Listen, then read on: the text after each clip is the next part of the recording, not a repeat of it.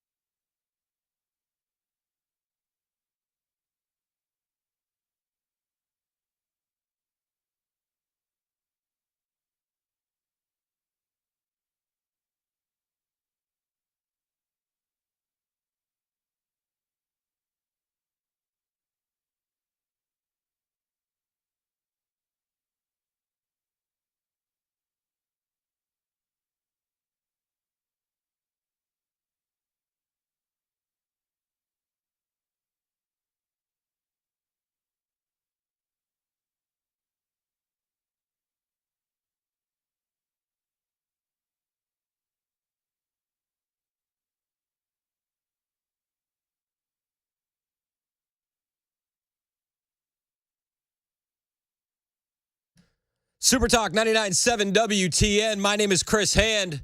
The House currently voting on a bill that could ban TikTok in the United States. So the bill would force the controversial app TikTok to sever ties with its Chinese parent company ByteDance or get banned in the U.S. It's literally, they're voting on it right now. I know. It's nuts. It's so weird to see them at work this early. You know what I mean? Can you believe that? Yeah, that's true. Have they had their breakfast? Have they had their morning nap? I mean, what? So we all know about TikTok, right? Not good. Not good. I'm not a fan of TikTok. But this bill, I don't know. I'm starting to question it.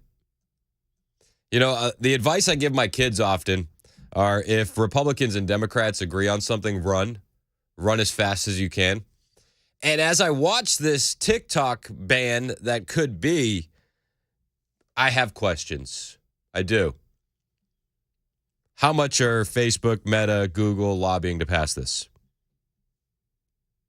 Is Facebook, Google, are they any better than TikTok? What are they going to gain from a TikTok ban? I don't think any of this is as simple as we are being led to believe.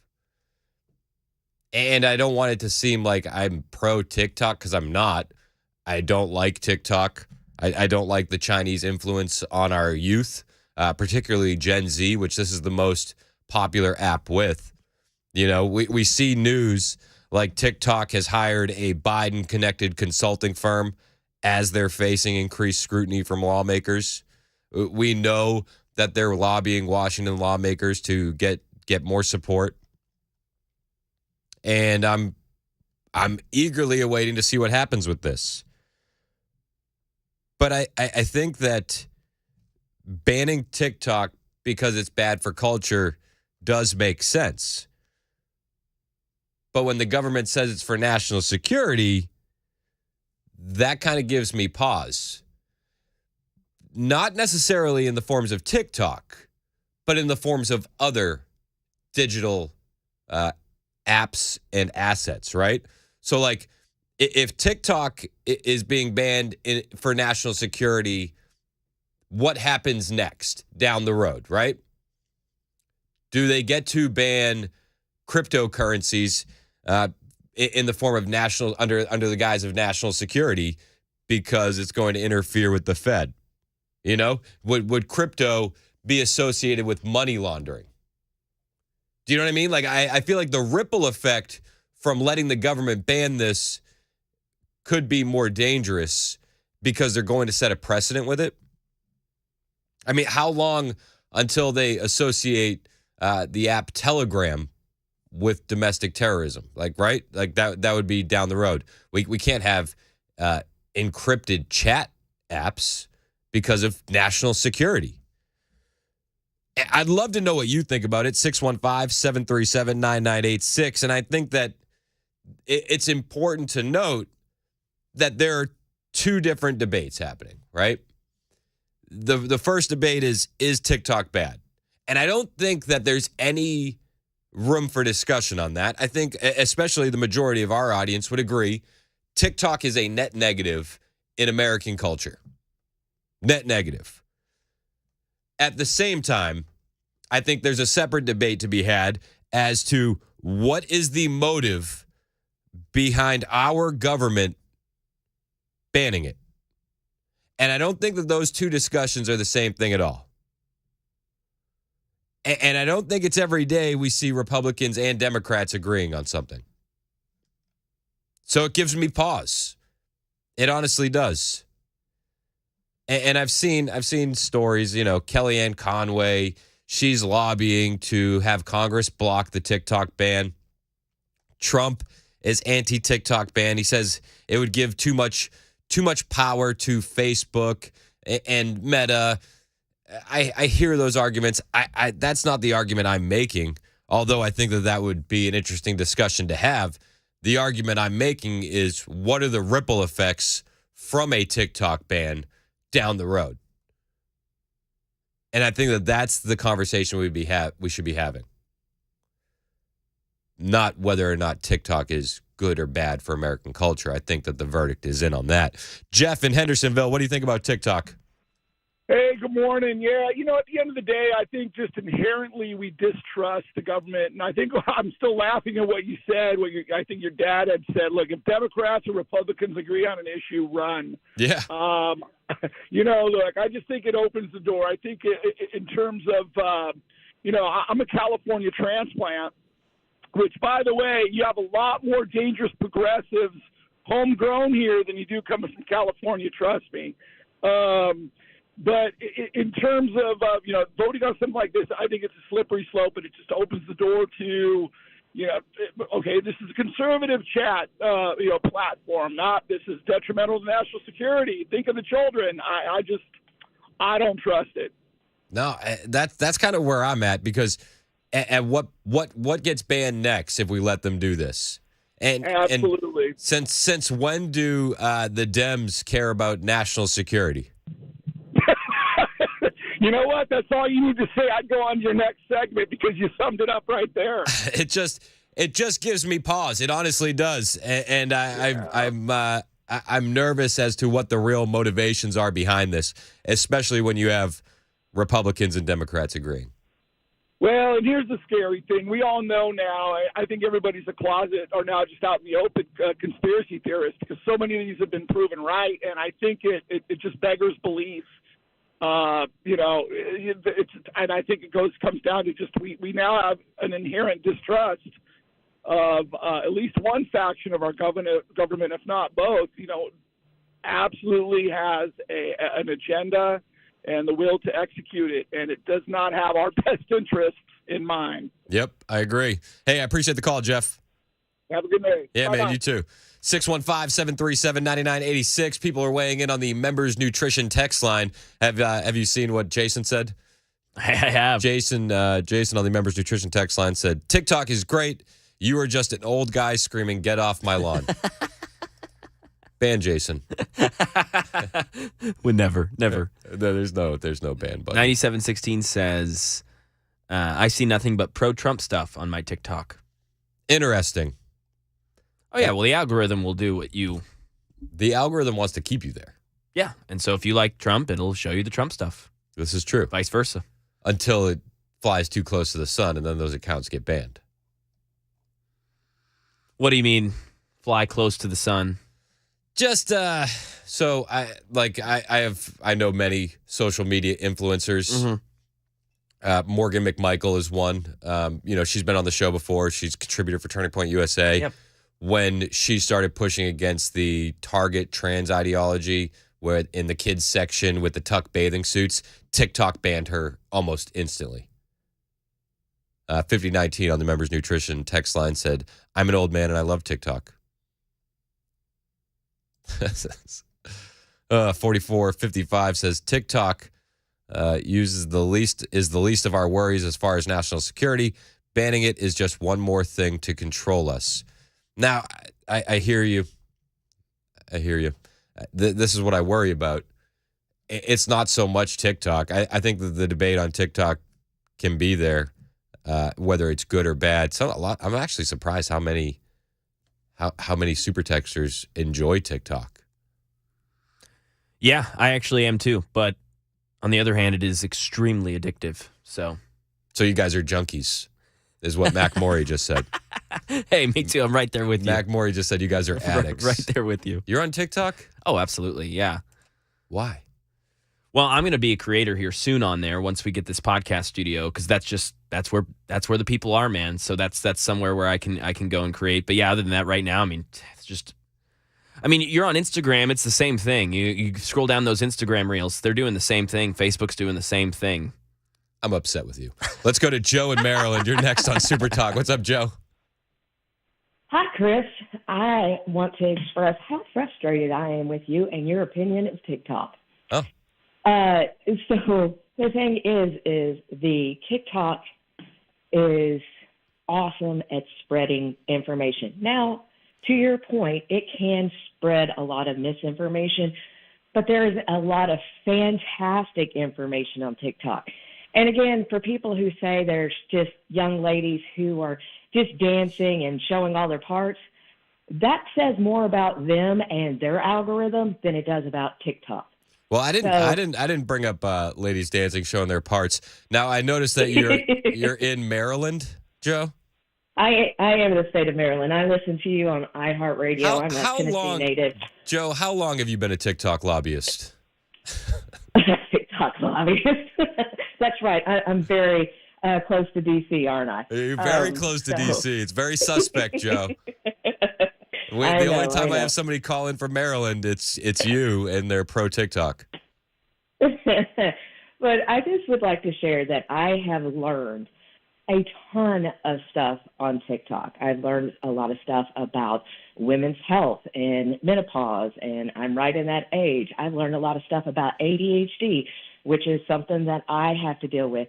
I also have learned a lot about how people feel about Republicans, how people feel about Democrats, and everything in between, because I have trained my algorithm to bring both of those opinions to me so that I can make my own opinion, which we do not get, as we well know, in the mainstream media. I believe that Congress is trying to shut down TikTok because they don't want us to talk to each other and to share information that is out there. I learned more about the Hawaiian fires, the Maui fires, on TikTok by people reporting on the ground from there than anything in the mainstream media. I think they just don't want us to know. So that's my conspiracy theory on it. That's interesting. I appreciate your insight, Joe. Hey, while you're out in Maryland, help Derrick Henry find a new house, okay? I heard that yesterday, and I'm going to call up some good real estate agents to get in touch with him. All right, perfect. Thanks, Joe. Thanks. All right, Joe's pro TikTok. I don't know, guys. Listen, you can tell me TikTok is great, but we all know that the algorithm is far different for what kids in China are seeing versus what American kids are seeing. That's been proven time and time again. In China, the algorithm is promoting technology, engineering, STEM. In America, for kids, it's promoting trans ideology, leftist woke ideology. Maybe Joe's right. Maybe you got to train your algorithm. I don't know. I feel like it's more like trying to train a tiger. Like, what were those guys? Siegfried and Roy? Even that guy, he was a great tiger trainer. Got eaten. Many such cases. So it scares me, especially when it comes to young kids. But the prospect of the government banning it because they can, and what the ripple effects on that could be. Do they go after Telegram next? Do they go after cryptocurrencies next? That scares me far more. It's 9:21 on Super Talk 99.7 WTN.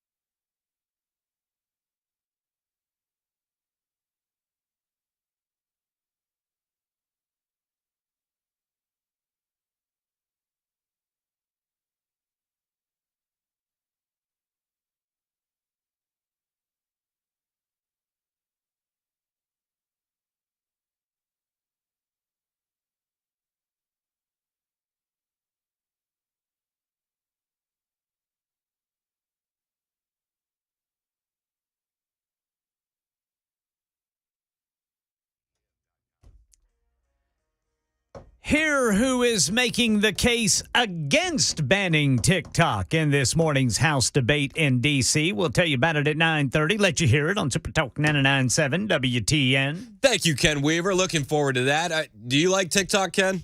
I do. I find myself having to put it down. Really? Doom scroll. I get addicted to it. Really? Yeah.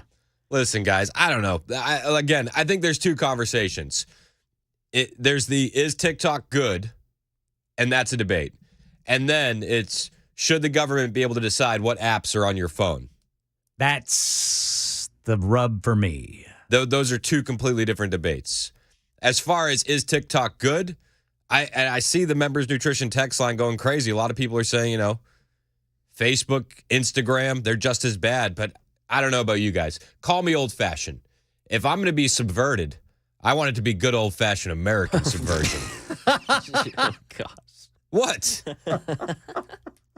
You don't... Brother, they're already subverting us. Yeah, that's what I'm saying. They have been for years. You're getting that, too. Give me that good old-fashioned made in the USA propaganda. You know what I mean? It just hits different. So... Yeah, I mean, honestly, and I'm being really honest here, I like the recipes that are on TikTok. I'm right there. I get great recipe ideas, man. Because see, I'm my family's cook. Okay. Oh, see, you're better than me. I'm just sending them to Hannah saying, hey, you should make this. Well, if I send them to my wife, she may never come home. This is. I found out why Mac Morey's actually doing this. He just fed. A couple people on the text line said it keeps my wife busy. Right there with them. But I like some of the funny videos and that sort of thing. So yeah, I don't do TikTok, you guys. I don't. I do Instagram. Yeah. Full disclosure, just as bad. I don't let my son. Well, I don't let my son on any social media. Oh, I didn't let my kids on any social media. And YouTube is just as bad for kids as well. Their algorithm is horrific. Yeah, the YouTube Shorts. Yeah. Learn that the hard way. A lot of that is the exact same. 5019 said YouTube is terrible for kids. When is it getting banned? Yep. He also said to play Candy Crush, you have to allow access to your photos. Is China stealing our data? I agree, though. There's more to this. I think that this is... There's a larger conversation here not being had, which is why does the government feigning like they care for us? You know what I mean? Yeah. Because spoiler alert, they don't. They don't. Exactly. I think we could all agree on that. Yeah. Yeah, 100%. I don't think that they care about us. So this whole, we have to protect the kids, I don't buy it. I don't buy it one bit. When that vote comes to a close, we'll let you know what the results are. It's 9:30 on Super Talk 99.7 WTN.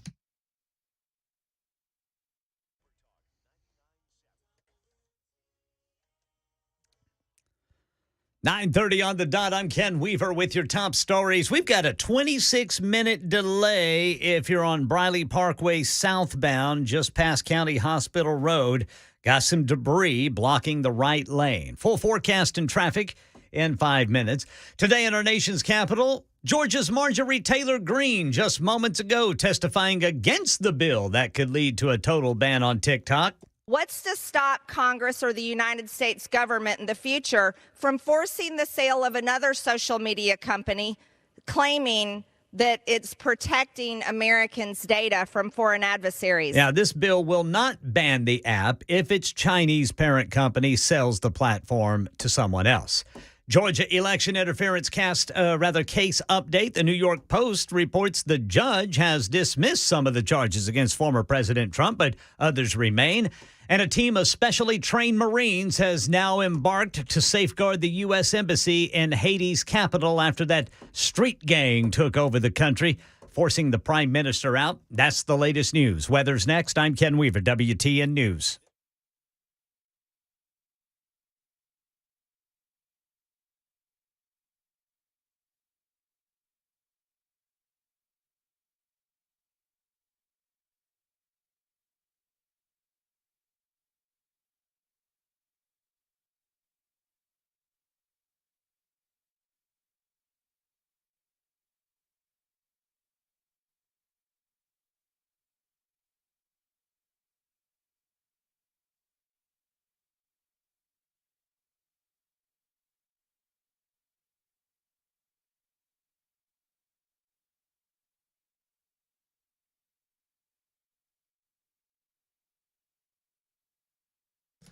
it's Chris Hand for my friends at Busy Bee Plumbing, Heating, and Cooling. You heard the weather forecast a moment ago. It's going to be warming up pretty soon. It's going to be staying warm. Have you been kicking the can on replacing your AC because it went out at the end of last season? Or have you been kicking the can on repairing your AC because it went out at the end of last season? Well, don't wait until the temperatures creep up and stay there. Maintain, repair, or replace that air system today. Call the guys who I trust, Busy Bee Plumbing, Heating, and Cooling, because you're not going to find a better value on replacement systems. They offer up to 12 months, no payment, no interest with approved credit. And maybe your stuff is working exactly how it should. Well, keep it working that way. It's that time of year where you don't want a problem to pop up with your heat or your AC because you're pretty much using both of them right now. Turning the heat on in the morning and the AC on in the afternoon. I'm guilty of that as well. But if you're waiting for a problem to pop up, you shouldn't be.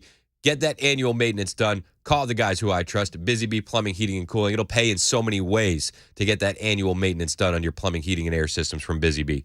Plus, you can get added rewards and savings by signing up to be a Beehive member. That'll get you front-of-the-line service on all of your calls. It'll get you thorough annual maintenance on your plumbing, heating, and air systems. It'll come with no overtime charges, 24/7, and 10% off all repairs. It will pay for itself to be a Beehive member. Plus, they have convenient Saturday availability for those maintenance calls, so you'll never be left waiting all over the weekend. Busy Bee, they're your Rude Pro partner for satisfaction guaranteed. Call Busy Bee Plumbing, Heating, and Cooling, 615-775-7833. That's 615-775-7833, or online at busybeehvac.com.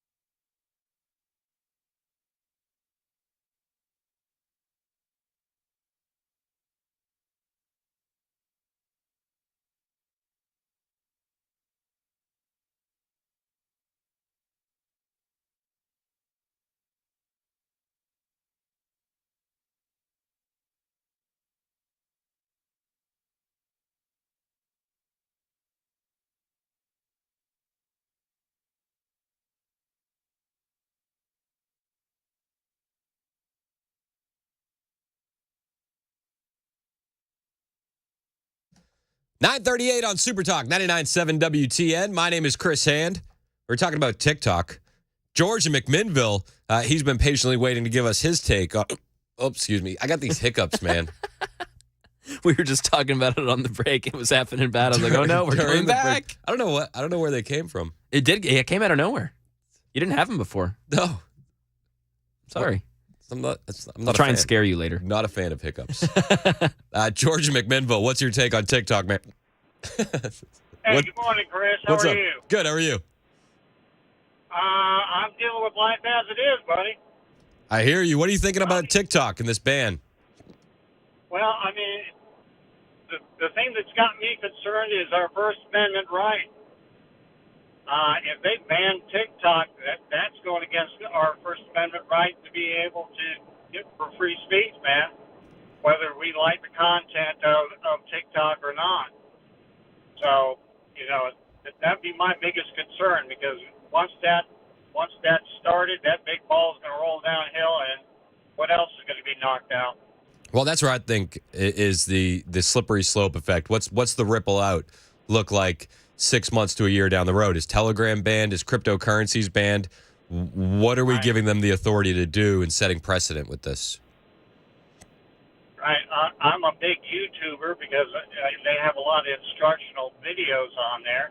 What's to say that YouTube's not next? I'm with you. I don't know if YouTube would be next. I think it would probably be more along the line, and I appreciate your call, George. I think it would be more along the lines of Telegram, maybe Discord.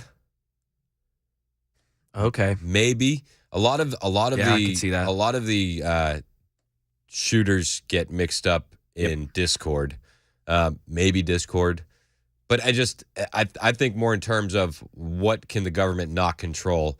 Seems like YouTube, Google, Facebook, Meta, those are all pretty much handily in the government's pocket. Oh, yeah. Like easy, right? Mm-hmm. Easy money. So Telegram, cryptocurrency, that's where my head goes. But, I understand from the Members Nutrition Super Text line that a lot of people like TikTok, and it seems pretty split.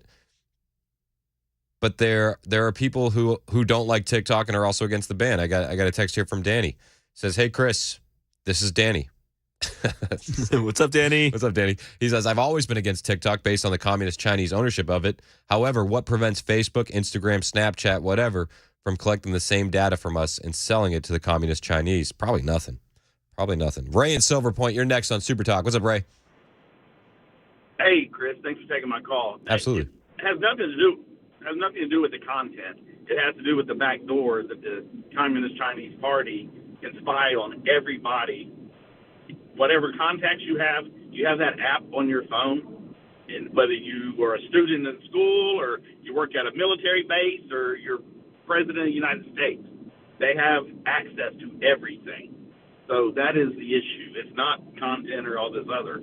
So if Facebook starts selling that stuff to China, then the same thing needs to be done to them. It's the point that Chinese communist government can get access to everybody's electronic. Well, and I totally agree with you there. And I'm not arguing whether or not TikTok is good or bad. I personally think it's bad pretty much for the reasons that you just pointed out.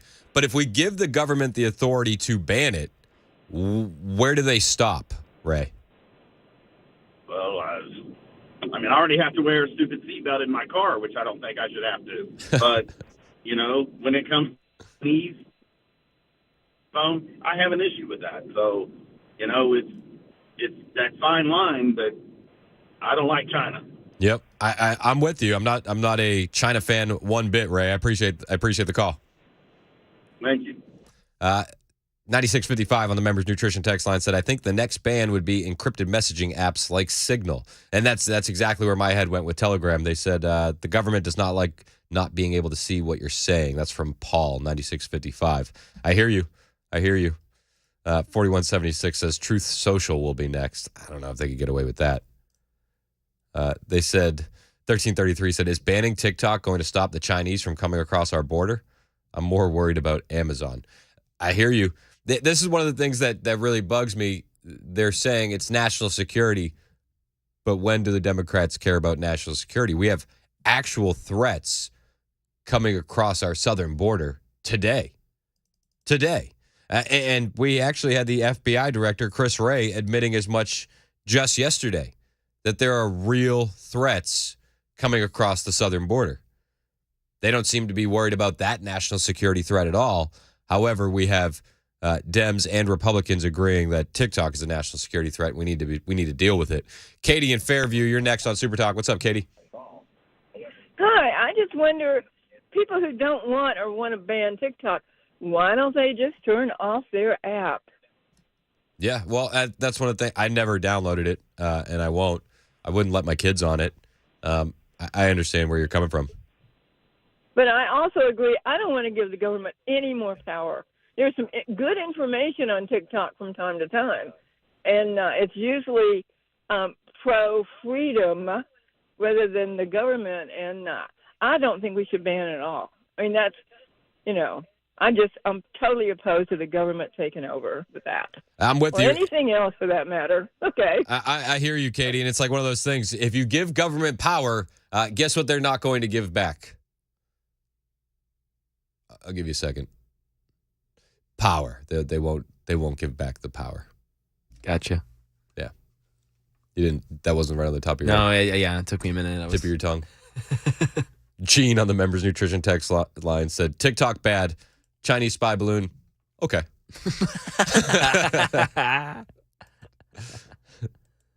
But they don't seem to be worried about the real threats coming across our border. FBI Director Chris Wray highlighted those threats yesterday. Ted Cruz reacted to it. Oh, I got to turn on my PC. The terror threat to this country is enormous. It is greater than it has been at any time since September 11th. We've had 10.4 million people cross illegally since Joe Biden became president. The open borders we have, when I'm down on the southern border, as you know, I spend a lot of time down on the southern border. Border Patrol agents are actively looking for Hamas, for Hezbollah, for Palestinian Jihad, for terrorists coming across. They have called for terrorists to carry out acts like October 7th. On October 7th, 1,200 people were murdered in Israel. And what these terrorists are calling for is the same sort of mass murder here in the United States. And Joe Biden and every congressional Democrat, they are complicit. They refuse to do anything to stop it. No, because they're too worried about whether or not they should ban TikTok currently. And I understand the arguments against TikTok, but we have real issues. Just yesterday, it was FBI Director Chris Wray announcing that he's concerned that the illegal aliens coming across the southern border could potentially launch another 9/11 terrorist attack on U.S. soil. We've all kind of been waiting for this other shoe to drop when it comes to the southern border and the people coming across. But his disclosure came during a Senate Intelligence Committee hearing on the greatest worldwide threats facing the U.S. today. The hearing was actually interrupted by pro-Palestinian protesters several times during his remarks. But he said, according to the latest annual report put out Monday by the Office of the Director of National Intelligence, the U.S. is facing a fragile world order due to accelerating strategic competition with major authoritarian powers, but we have a wide open southern border. And he was pressed on it. They were all pressed on it. And they were asked whether terrorists may be coming over the border. You know, are they among the almost 2 million gotaways who have evaded capture by border officials? FBI Director Chris Wray says it's possible. I would argue it's almost sure. That is almost a sure thing. That's a lock.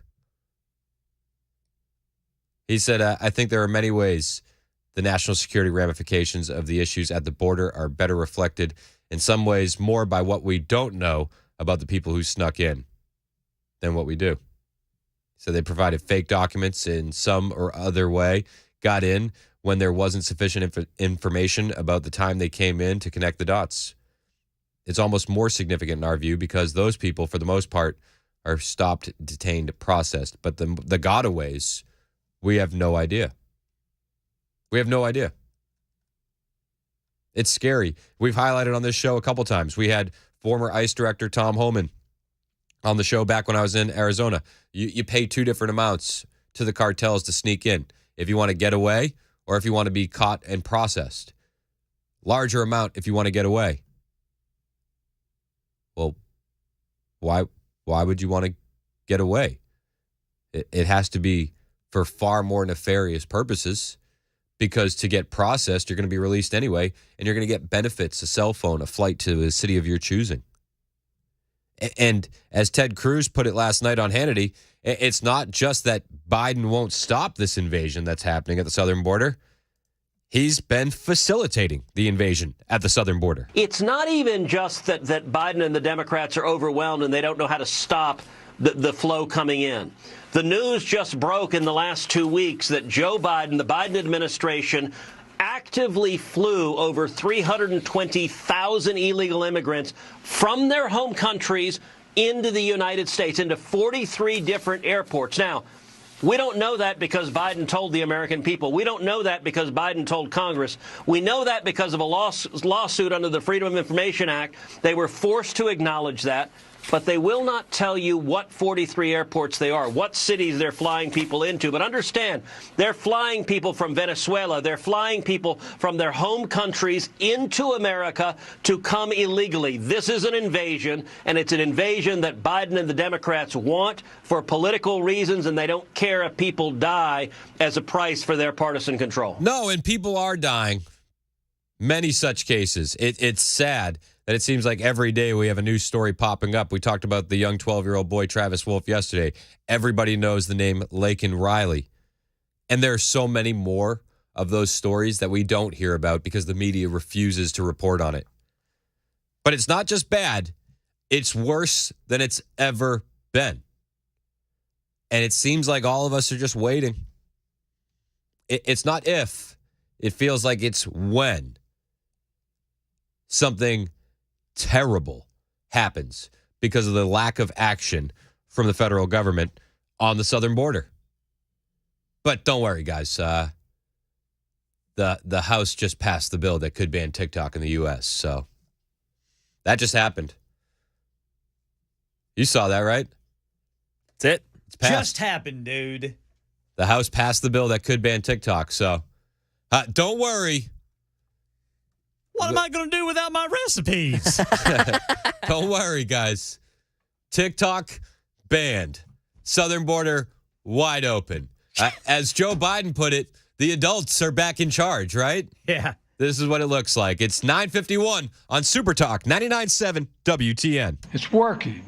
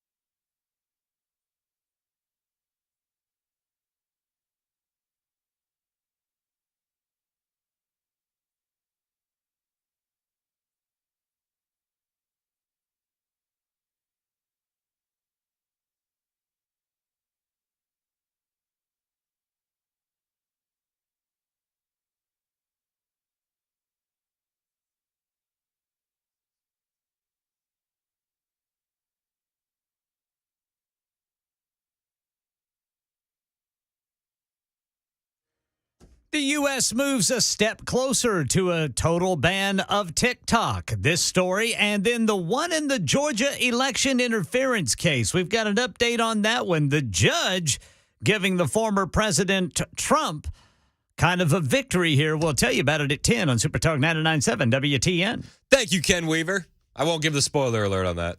Thank you, Brother Chris. I'll leave that for 10 a.m. I still have my thunder. The thunder remains, my friend. Yes, sir. But I'm looking forward to that. Big news. Yeah. Big news. Wonder what Fanny thinks. Let's find out. I'm still waiting to see what happens with her. Yeah. That's gonna be a late Friday afternoon. Yeah, that's going to be right before the weekend. Oh, of course. So TikTok, that Congress has passed that bill. They got to sell or they got to face a ban. Now the conversation is going to be who's going to buy it. Yep. Did you see that I think it was the former CEO of Activision, the video game company, had interest in buying it? Dang. Okay. You know they're not going to let Elon Musk get his hands on it. Yeah, they won't let Meta either. They won't let Zuckerberg either. No. Interesting. Yep. So who was talking about? Mr. Wonderful, Kevin O'Leary was talking about wanting to be a part of the whatever group purchases it. What if they give it to Disney? Yuck. I doubt they'd let that happen. I just don't want it to go near Mark Cuban.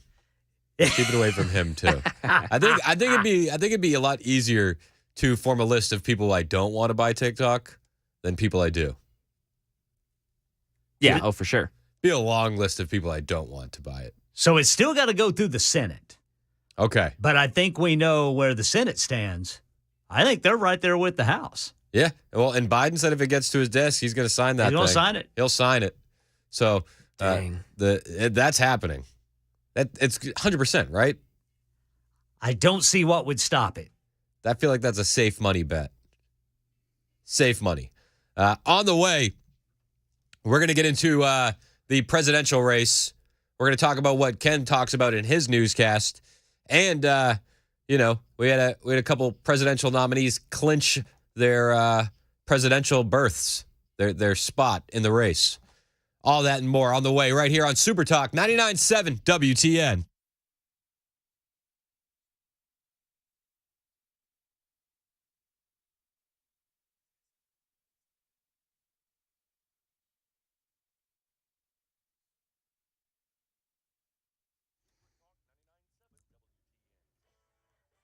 Ten o'clock on the dot this Wednesday morning. I'm Ken Weaver with your top stories. Drivers, look out. You've got a 23-minute delay. Briley Parkway southbound, just past County Hospital Road. Debris blocking the right lane. Got the full forecast in 2 minutes. We can tell you that the risk for severe weather is decreasing, but not the chance for heavy rain. Right now in our nation's capital, the U.S. House of Representatives has passed a bill that could lead to a total ban on TikTok.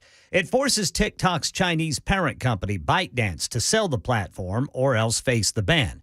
Now, supporters say that China could use TikTok to get Americans' personal information.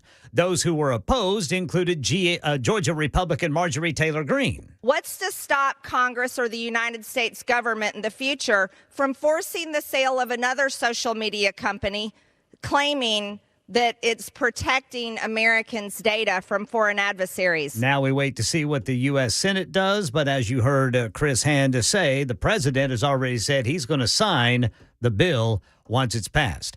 Right now in Georgia, new developments in the election interference case against former President Trump. The 6 dismissed counts relate to the pressure that was allegedly put on Georgia lawmakers to award the state's electoral votes to Donald Trump.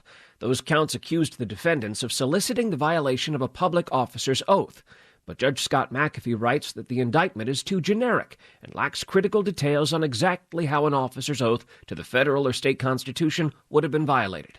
In a win for prosecutors, Judge McAfee rejects attempts to toss out the remaining counts in the indictment. Got some money news for you. Discount options for low-income Americans going to be going away. Family Dollar and Dollar Tree announcing about 1,000 stores are going to be closing due to shrinking profits thanks to inflation. That's the latest news. Weather is next. I'm Ken Weaver, WTN News.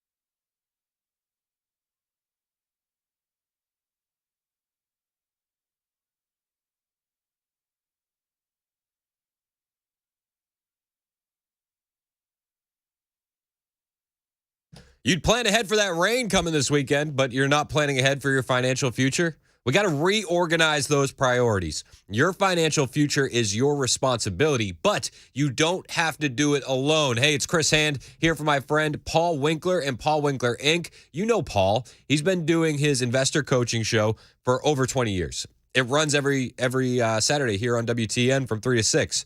But maybe you don't know everything about Paul. Did you know he started that show after he spent time studying under an economist who went on to win a Nobel Prize? That's on Paul's resume. He's got a rich history in this stuff, and it's pretty cool. He's also an avid collector of financial planning designations. He has up to 8 now. And my wife and I, we knew we wanted to work with Paul. Even before I got a show here, we would listen to Paul's show on the weekend to try to learn something, and we did. You know, full disclosure, I'm financially illiterate. But Paul's been able to break things down for me in a way that a guy like me can understand. And here's why. They hold themselves to the highest level of fiduciary status. One of the reasons that they do that, and one of the repercussions of that, is I have to tell you I'm paid every time I do these commercials. That's the law. But one of the other repercussions of that is they don't do anything on commission. That's how high of a level they hold themselves to. They don't do anything on commission. So you can be sure when they're trying to help you make decisions for your financial future, it's for yours and not theirs, because nothing is done on commission. They're big on education, though, and they're going to educate you every step of the way so you never get that uneasy feeling of blind trust. They'll walk you through why you're making these decisions for you. And then they'll let you make that choice. They'll educate you, and they'll look at your whole financial picture to come up with a unique plan for you. Then they'll help you make decisions. If you don't have a financial plan for your future, it's time to get one, and the team to link up with is at Paul Winkler. Set up a 15-minute phone call today. You're not going to be sad that you did this. Go to paulwinkler.com. Super simple. Just go to paulwinkler.com.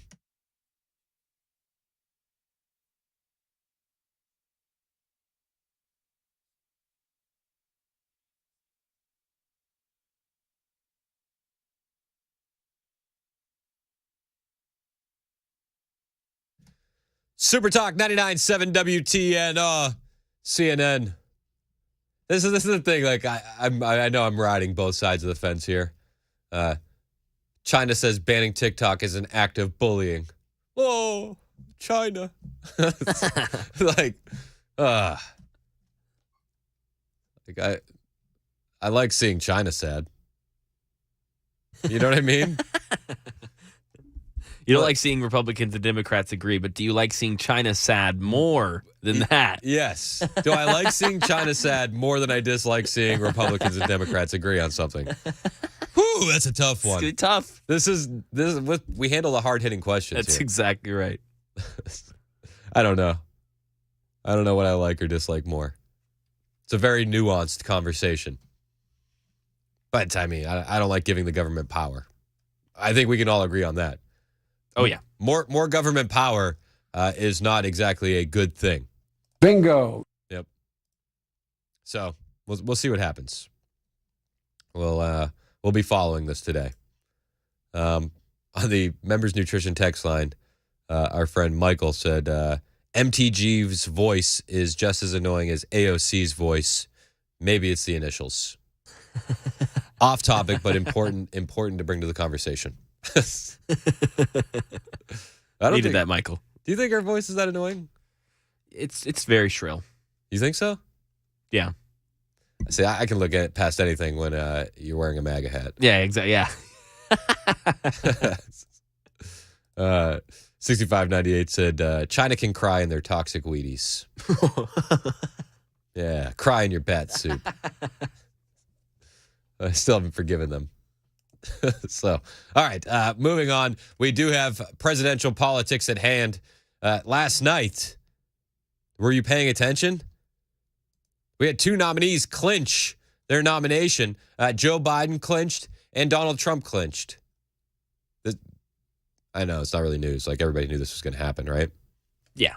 This was pretty much a foregone conclusion. Like, I don't know. Give me a sports analogy.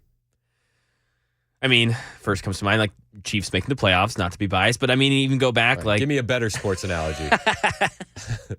I mean, like LeBron James with the Miami Heat. Like, before the season starts, they're going to be in the playoffs. Yep. All right.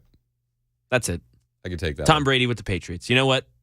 Unless Tom Brady gets hurt, something crazy happens, they're making the playoffs. Yeah. All right. That inevitable. So that's what we saw. Yep. Trump in that scenario is Tom Brady. Joe Biden would be LeBron James because of his affinity for China. China? You know what I mean? That's a good. Yeah, I'll take it. I think that's fair. Trump responded to clinching the nomination last night. He released a video saying it is a big day. Hello, everyone. It's your favorite president speaking to you on a really great day of victory. 1 week ago, we had something called Super Tuesday, and it was indeed super because we won at numbers that nobody has ever seen before, records in virtually every state. And tonight, likewise.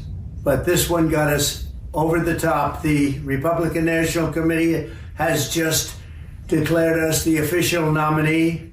And so we're the official nominee of the Republican Party, which is a big deal. But most importantly, we now have to go into victory because our country's in serious trouble. We have millions and millions of people flowing in. We have no respect on the world stage. What we say doesn't mean a thing anymore.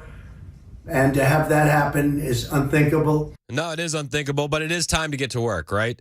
And we've seen the Trump team getting to work, what's being described as a bloodbath at the RNC. Did you hear that? That story broke yesterday.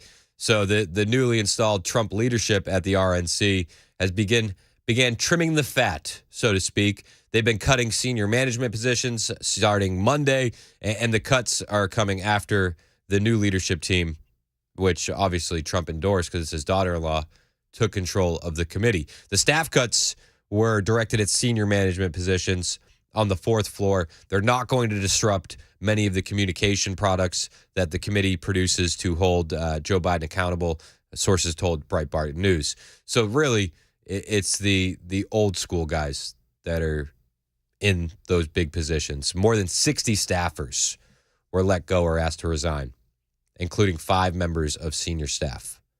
However, at this time, the names of those staffers remain undisclosed. In addition, the new leadership team began slashing vendor contracts, which is great. Cut that spending. Vendor contracts were obviously a huge issue and point of contention under Ronna McDaniel after all of those reports of the mismanagement of money started to surface.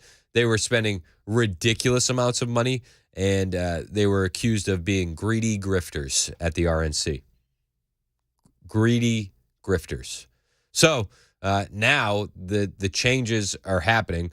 Politico characterized the changes as purging the bureaucracy at the RNC. And I think that's a good thing.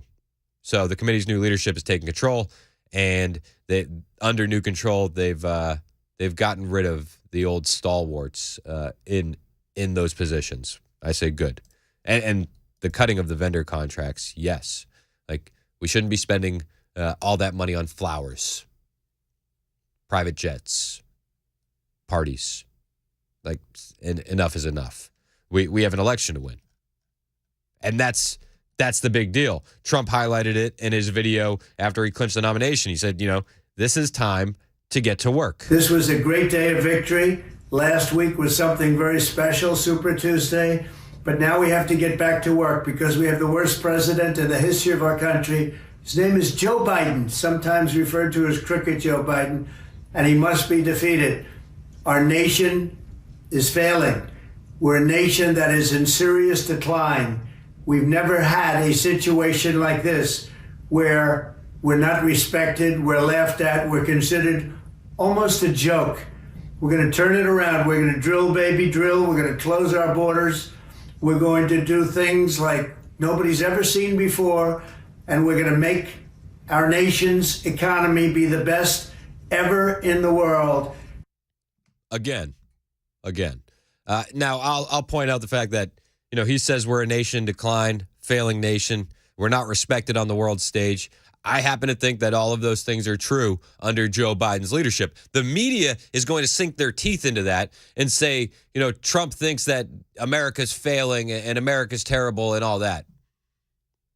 But under this administration, where's the argument against it? We prioritize illegal aliens over our own citizens. We prioritize banning TikTok or forcing a sale over securing our own border. So much has gone down the drain in such a short period of time under Democrat control. And, I'll point out, many of us think that this is by design, that this was baked in the cake of a Joe Biden administration. A lot has changed since 2020, hasn't it? Just 3 years ago, we were energy independent, and now we're going around begging for energy. So we're not going to have that anymore. We're going to have a strong country. We're going to have a respected country. We have to win an election, and we should win it by a lot, because there's never been anybody worse at doing that job than Joe Biden. Amen. So we've seen Trump clinch the nomination. Biden has also clinched the nomination. That came after last night.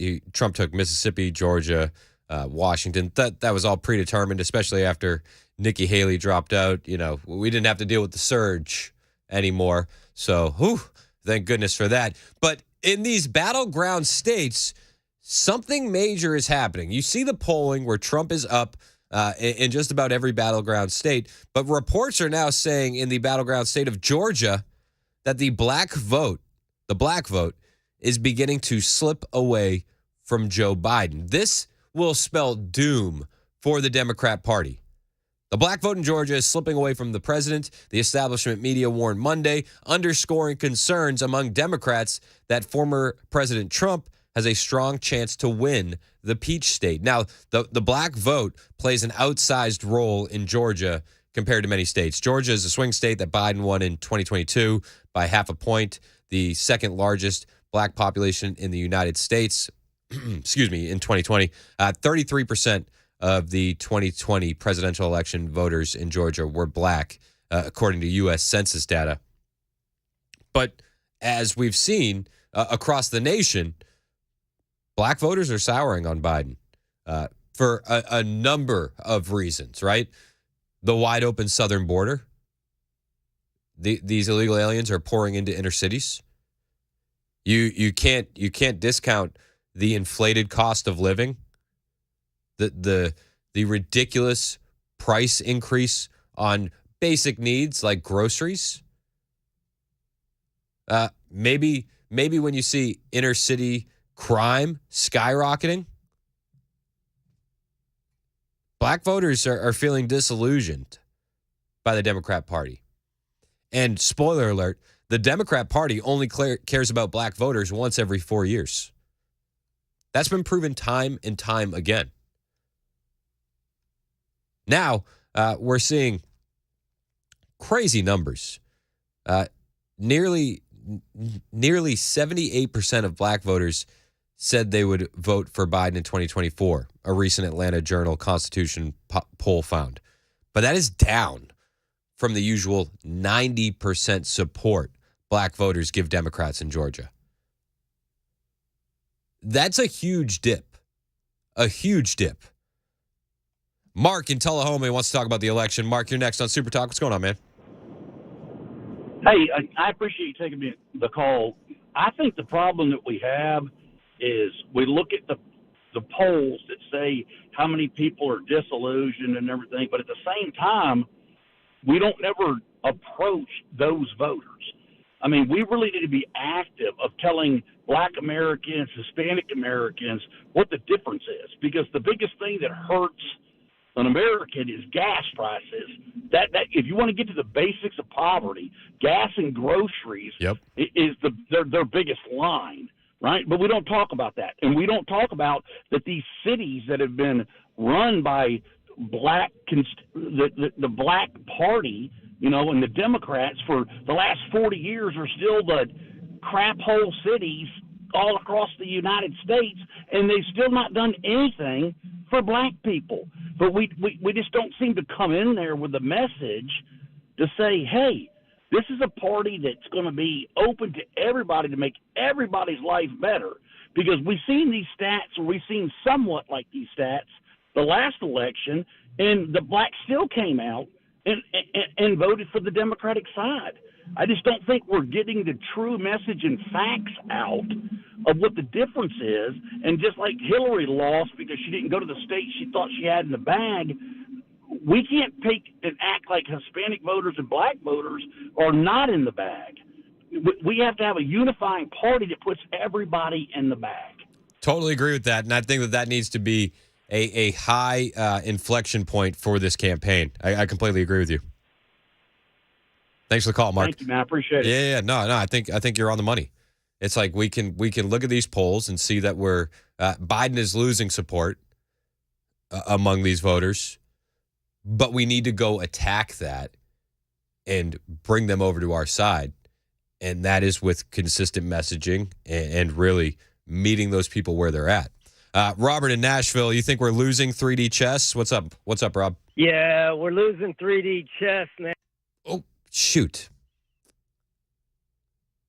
Darn it. My fault, Rob.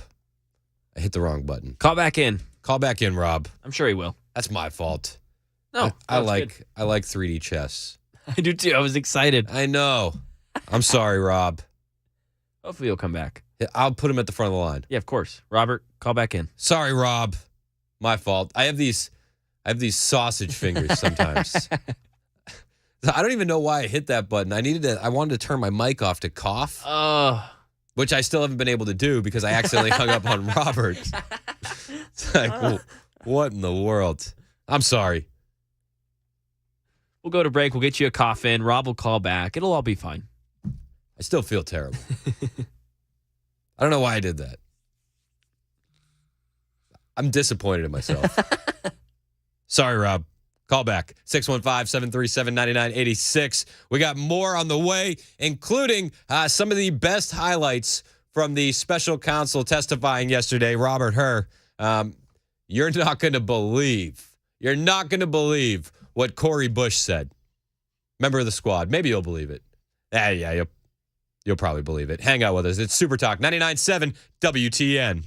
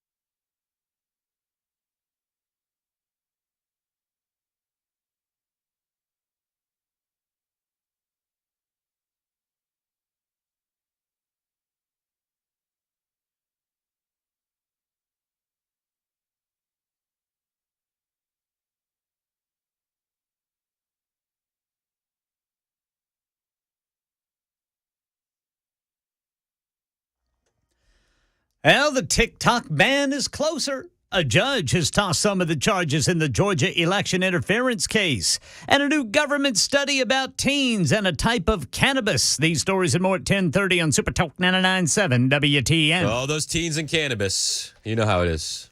It's all because of TikTok. It has to be. Son of a gun. 615-737-9986 if you want to be a part of the conversation. Super Talk 99.7 WTN. My name is Chris Hand. Still waiting for Rob to call back in. Sorry, Rob. I feel like we lost Rob forever. Hopefully you guys didn't break his phone. I feel bad. People on the Super Text line accusing me of doing that on purpose. And 8320 said that will be going in your performance review, Chris. So, I apologize. Taking notes. All right, so do you guys want to hear what Cori Bush said at the special counsel Robert Hur testimony? Yeah. All right. Get ready for this, okay? I want you to really brace yourself. And thank you for being here, Mr. Hur. St. Louis and I are here today once again to focus on the real issues that affect our communities instead of partisan hit jobs. Let me start by saying that the potential mishandling of classified information is a serious issue, and I believe it was appropriate for the Attorney General to appoint both special counsels in the Biden and Trump cases. As my colleagues have pointed out, President Biden fully complied with the investigation conducted by Special Counsel Hur, who did not find evidence sufficient to warrant criminal charges. Despite this outcome, Republicans have used the special counsel's report to further their longstanding efforts to re-elect the former white supremacist in chief, Donald Trump, who faces 40 criminal charges related to the mishandling of classified documents, including obstruction of justice. Did you hear that? Yeah. Cori Bush, sitting member of Congress. The former white supremacist in chief, Donald Trump. The former white supremacist in chief, Donald Trump. These people are bat bleep crazy. Hey, Rob called back. Rob, I'm sorry I hung up on you, Rob. That's all right. I thought you were just mad at me. Hey, I do want to congratulate you. You need to get Kennedy back on the show. That was like your best show ever. Oh, perfect. I'll let her know. I get a lot of positive reviews from Kennedy. Not so much for just me, but when Kennedy's involved, people tend to like it. Yeah, hey, I got a daughter like that too. It's awesome. I love it. Hey, going back to this, so Ken Buck out of Colorado said he's out. Yes, sir. Week. We just lost another one in the House. That means the Republicans basically have to hold everybody together for anything they do between now and November. They lose more than 2 votes, nothing gets done. Yeah, it's insane. It's like it really drives me nuts. Like he could, and why resign? He could just not go in and vote and collect his check for the next 9 months. I honestly believe it's this, again, going back to the 3D chess. I think rhinos and Democrats sit back, go to lunch, and laugh at everybody because they're all on the same team and they make it appear, they're one side against the other. I honestly believe that's how it is. But unfortunately, Donald Trump has brought something different and everybody's afraid of him. And now they're basically coming together. You're basically holding the House together by a handful of Republicans. You're between now and November. I would think it's a distinct possibility that you lose a couple more, and we have to give control back to the Democrats. How'd you like them apples? If the Democrats controlled Congress before this election, I don't like those apples at all, Robert. It's bitter, bitter apples. Isn't that crazy? No, and I don't think you're far off. I mean, that's kind of what we're looking at, right? Don't put it past them. That look at everything they've done over time. Everything just is to stay in power. Elections, whether election deny or not, whatever. When you have 116% of a precinct voting, I mean, how does that happen? It can only go to 100% kind of thing, and nobody talks about it. Those kinds of deals, presidential ballots coming in with the paperclip marked that are Xeroxed and one name on there, and that's Biden. There's no other undercards voted for or anything like that. When you're getting poll workers in Fulton County tossed out, which happened to be my cousin, actually. No kidding. No kidding. It watched them bring up a big truck and cart in cartons of votes, and nobody couldn't talk to anybody about it. Crazy. Unbelievable. Hey, I appreciate your call, Rob. And have a great day. Hey, man, I appreciate it. I don't think you're far off the mark. And then as far as Ken Buck goes, did you hear him go on CNN and cry about how hard it is to be in Congress these days? No. Oh, it's so hard. Really that miserable right now to be? I mean, from the outside in, it doesn't look that fun. From the inside in. I want to stop right there. Is from the inside in a saying? Is it that bad that you're saying, I'm done? It is the worst year of the 9 years and 3 months that I've been in Congress. And having talked to former members, it's the worst year in 40, 50 years to be in Congress. But it's the worst. It's the worst. Oh, rhinos keep getting exposed. Oh. I really don't like Ken Buck. I don't want to pull any punches. 10:30 on Super Talk 99.7 WTN.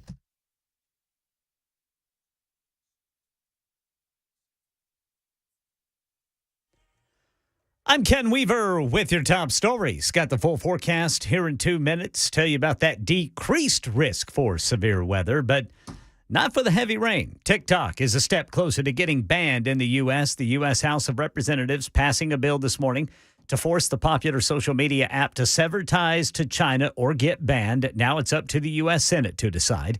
Right now in Georgia, the judge presiding over the election interference case against former President Donald Trump has tossed out several of the charges, but others do remain. And a new government study about teenagers and a type of cannabis, the National Institutes of Health finding about 11% of high school seniors surveyed admitted using Delta 8 THC. That's a compound in marijuana that gets you high, and it's legal in many states, including Tennessee. That's the latest news. Weather is next. I'm Ken Weaver, WTN News.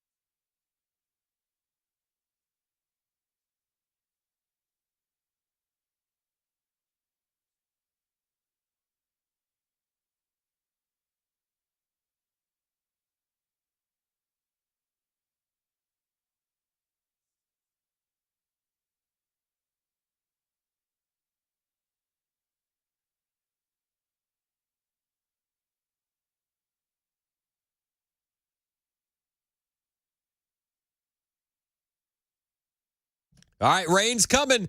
If you don't have your basement or crawl space waterproofed, you are going to be noticing this. Hey, it's Chris Hand from my friends at United Structural Systems. They are your waterproofing experts. Now, maybe you're not sure if water is getting in your home, but there are some signs. Maybe you have those musty odors coming up from your crawl space. You know which ones I'm talking about if you smell them. Maybe you're noticing wet basement walls or cracks in your basement floors. Maybe if you haven't been down in your crawl space in a while, you should, after the rain, poke your head down there because you might see standing water in your crawl space. Those are all signs that you need to call your waterproofing experts over at USS, United Structural Systems. They will help you keep that water out. Maybe it's just waterproofing is what you need. Maybe you need full crawl space encapsulation. They can do it all, and they'll come to your home and create a unique plan for you.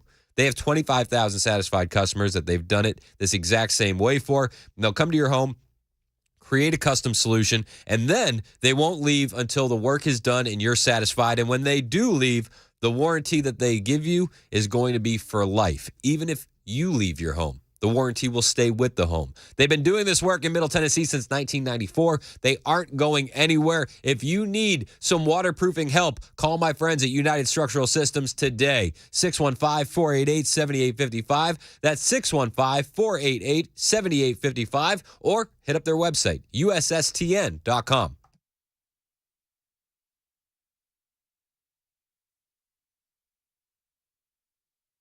Super Talk 99.7 WTN. It's Chris Hand. A lot of reaction from Cori Bush calling Donald Trump the white supremacist in chief. Former white supremacist in chief. I don't know if that means that he's a recovering white supremacist. Do you think that's what she meant? Yeah. He's in recovery. He's no longer a white supremacist? In case you missed it, this is squad member Cori Bush yesterday during the Robert Hur testimony on his special counsel report on Joe Biden being a doddering old man with memory issues. The former white supremacist in chief, Donald Trump, who faces 40 criminal charges related to the mishandling of classified documents, including obstruction of justice. The former white supremacist in chief. The former white supremacist in chief. Unbelievable, right? It's not that unbelievable. They just yell, orange man bad and racist as loud as they can, and they repeat it over and over as many times as they can and hope that it sticks. Luckily, we've seen this one before. I feel like Michael J. Fox in Back to the Future all the time when we're dealing with these Democrats. Hey, I've seen this one before. You know what I mean? But we've seen this. Gosh, Doc. I've seen this one before. You're not gonna shock me. I've seen this movie before. There's a lot of good takeaways yesterday from the Robert Hur testifying about Joe Biden. Jim Jordan said, did the White House try and edit the report before you released it? And did the White House get the report before the report was made public? We did provide a draft of the report to the White House counsel's office and members of the president's personal counsel team for their review. No, I understand. And did the White House then, once they got the report before it went public, did the White House try to weigh in with your investigation on elements of that report and, frankly, get the report changed? They did request certain edits and changes to the draft report. Oh, the White House requested certain edits in the report. Isn't that a shocker? The White House requested edits. I'm not shocked. If you see the transcript of the interview, what was in the transcript is even far more terrifying than what was in the report. Maybe some of those edits went through because the transcript of Joe Biden's interview with special counsel Robert Hur shows far more damaging statements, actually. The transcript was obtained by Breitbart News in advance of Hur's testimony. Also, Hur resigned from his position right before his testimony, just as an aside, which is, not shocking, as both Republicans and Democrats were really grilling this guy. But in the transcript, it is it's almost laughable, but the guy's in control of our country. So attorney Mark Crickbaum asked Biden, do you remember whether it was when the Corvette was coming back after the Jay Leno show? So in other words, it goes out for Jay Leno. Eventually it comes back. Biden responds, oh, no, it was in and out for a bunch of reasons before starting to chatter away. And this seemed to be a constant theme during the interview process. Biden couldn't stay on task. But Biden's response was, it drove me crazy. I wanted to drive it. And then according to the transcript, Biden proceeded to talk about his car and make car noises. Yep, this is what actually happened. He said, and the worst part was they said I couldn't drive it outside the driveway. It's a long driveway, so I'd get to the bottom of it, tack it up, and go about $4,000, indiscernible, makes car sound, indiscernible, laughter. That's a quote from the transcript. Indiscernible, makes car sound, indiscernible, laughter. You want me to just read the quote one more time from the transcript? Indiscernible, makes car sound, indiscernible, laughter. I could imagine the White House would want to make some edits on that report. Biden would then start talking about cars in general before her would have to interrupt with, sir, I would love to hear much more about this, but I do have a few more questions to get through. Like, bro, chill with the car noises.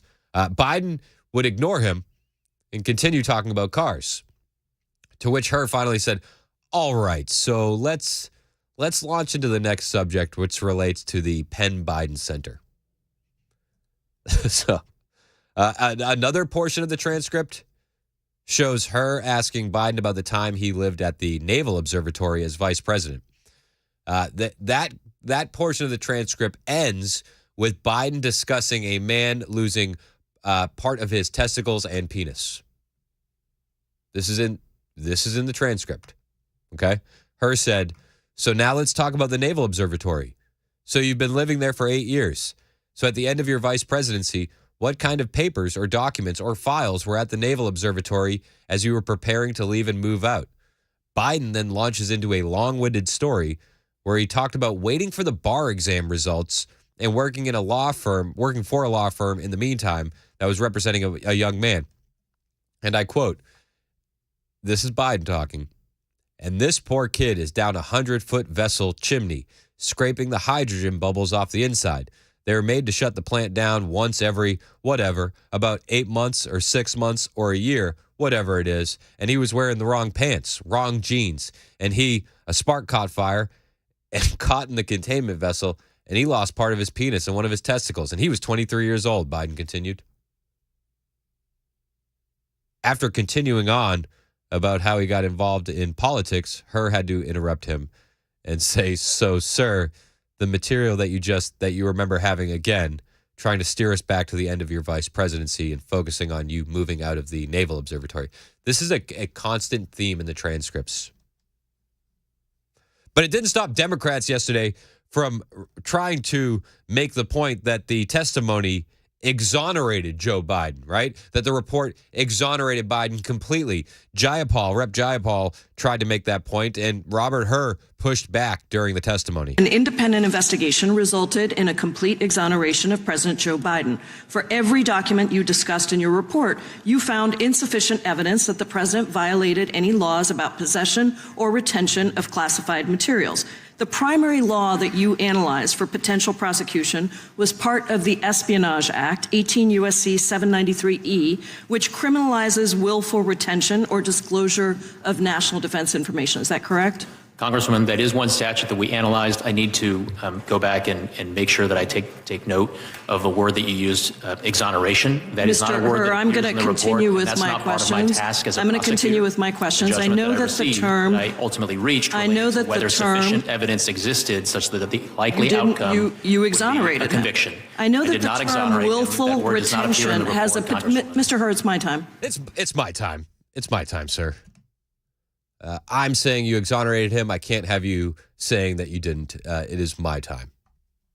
But Robert Hur says, I didn't exonerate him. I didn't. It's amazing that this president that we have was not charged, yet Donald Trump was. Because as was highlighted, there were classified documents everywhere. Mr. Hur, classified documents were found at the Penn Biden Center? That's correct. They were found in President Biden's garage?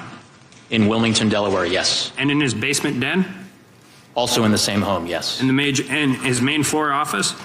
Correct. And his third floor den? Correct. At the University of Delaware? Correct. And at the Biden Institute? Correct. Classified documents everywhere. Everywhere. And during the report. But my Corvette. That's what the resident in chief was doing. It is unbelievable. However, I think that one of the biggest takeaways from the report from the testimony yesterday was Matt Gaetz. Matt Gaetz was absolutely on fire. He started off with her, basically reiterating the fact that it wasn't true that Joe Biden, when Joe Biden said he didn't share classified info with his ghostwriter. February 8th, the White House question, Mr. President, why did you share classified information with your ghostwriter? The President, I did not share classified information. I did not share it. I guarantee I did not. That's not true, is it, Mr. Hur? That is inconsistent with the findings based on the evidence in my report. Yeah, so it's a lie, is just what regular people would say, right? Yeah, all right. You might not have caught it there, but Robert Hur on the video cheeses, ear-to-ear grin, and chuckles. You can hear him sort of laugh lightly there. Yeah. He says, normal people would call that a lie, and Robert Hur does laugh if you listen closely. Would say, right? Yeah, all right. Yeah, all right. All right, yeah. So it's a lie. Spoiler alert. Matt Gaetz keeps going on. Biden said everything was locked up. Was that true? So the next one. And all the stuff that was in my home was in filing cabinets that were either locked or able to be locked. That wasn't true either, was it? That was inconsistent with the findings of our investigation. Another lie, people might say, right? Because what you put in your report was among the places Mr. Biden's lawyers found classified documents in the garage was a damaged open box. Yeah, it seemed it was lie after lie. Biden lying to the American public? Color me shocked. Obviously joking, because it's pretty much the only thing he does with any consistency, right? But Matt Gaetz says you find a crime and no one is charged. Why? So here's what I'm understanding, right? As Mr. Armstrong laid out, you find in your report that the elements of a federal criminal violation are met. But then you apply this senile cooperator theory that because Joe Biden cooperated and the elevator doesn't go to the top floor, you don't think you get a conviction. And I actually think you get to the right answer in that. I don't think Biden should have been charged. Don't think Trump should have been charged. But under the senile cooperator theory, isn't it frustrating that Biden continues to go out and lie about the basic facts of the report that lay out a federal criminal violation? First of all, I just want to point out that I love that it's the senile cooperator theory. That is probably one of the best names to describe how Biden got out of this. The senile cooperator theory. Congressman, I need to disagree with at least one thing that you said, which is that I found that all of the elements were met. One of the elements of the relevant mishandling statute is the intent element, and what my report reflects is my judgment that based on the evidence, I would not be able to prove beyond a reasonable doubt to a jury that that intent element had been met. Right, but the reason you have that doubt is the senile cooperator theory. The fact that Joe Biden is so inept in responding that you can't prove the intent, which again, I don't quibble with that conclusion, but it's frustrating to be like, oh, well, this guy's not getting treated the same way as Trump because the elevator's not going to the top floor, so we can't prove intent. While at the same time, Biden goes out there at the White House and says, well, he just blatantly lies. He blatantly lies. Not a shock. The senile cooperator theory. This is one of my favorite things. But Matt Gaetz brings up an important point during this. It's like, okay, is he really this senile or is it an act? I've questioned this before. Maybe Joe Biden is actually an evil mastermind and he knows that the senile cooperator theory is going to get him out of hot water, right? Is he more crafty than we give him credit for? And what I'm trying to figure out is whether or not Biden's lying because he's still so senile, he hasn't read your report, or whether it's a little craftier and a little more devious and perhaps a little more intentional than we might otherwise think. Yeah, maybe it's a little bit more intentional. Possibly. Gates also asked him if he was concerned that the Biden-Penn Center was being floated by foreign governments, because they were donating all the money. I also want to go to this Biden Penn Center. Like, did it give concern to you that the Biden Penn Center, where all this classified stuff was being mishandled, was being floated by foreign governments?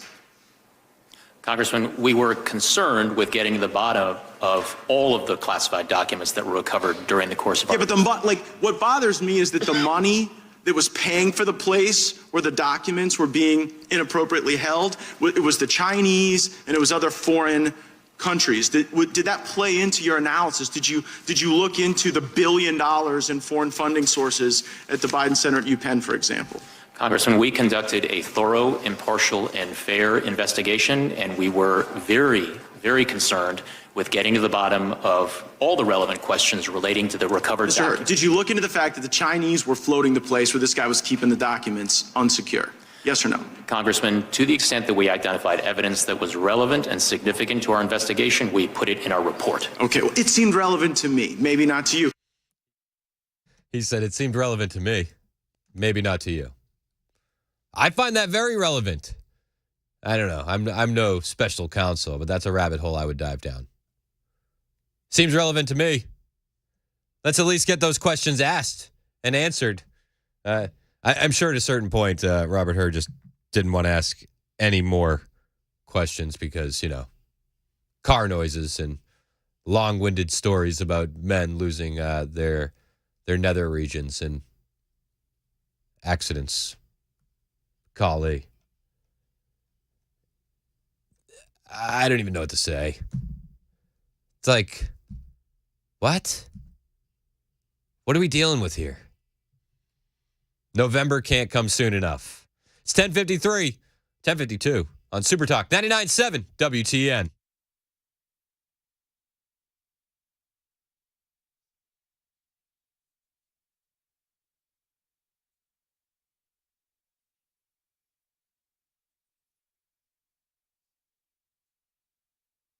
If you are tired of buying your vitamins and supplements from overseas or not knowing where they come from in general when you pick them up off of store shelves, I have the site for you. Hey, it's Chris Hand from my friends at membersnutrition.com. You've heard me talking about the Youthful Cleanse by Daily Defense, but Members Nutrition is actually bringing affordable and quality supplements to you at a fraction of the normal retail cost every single day. Supplements and vitamins that are made right here in America, not halfway around the world. Now, no matter what type of supplement you're in the market for, maybe it's immunity supplements or weight loss detox like the Cleanse. Maybe it's just like general men's health or women's health relaxation supplements. Membersnutrition.com has it all. And right now, they are so proud of their supplements and excited about giving you a great deal. They're offering an extra 50% off your purchase on the already discounted prices. Now, here's the best part. You don't need a special code. You don't need, a promo code Chris. You don't need that. You just go to membersnutrition.com, pick out what you want, and then the discount is automatically applied at checkout. So if you're in the market for vitamins and supplements and you don't want to buy them from some other country, you want vitamins and supplements that are made right here in the U.S., and you want them at affordable prices, go right now to membersnutrition.com. That's membersnutrition.com.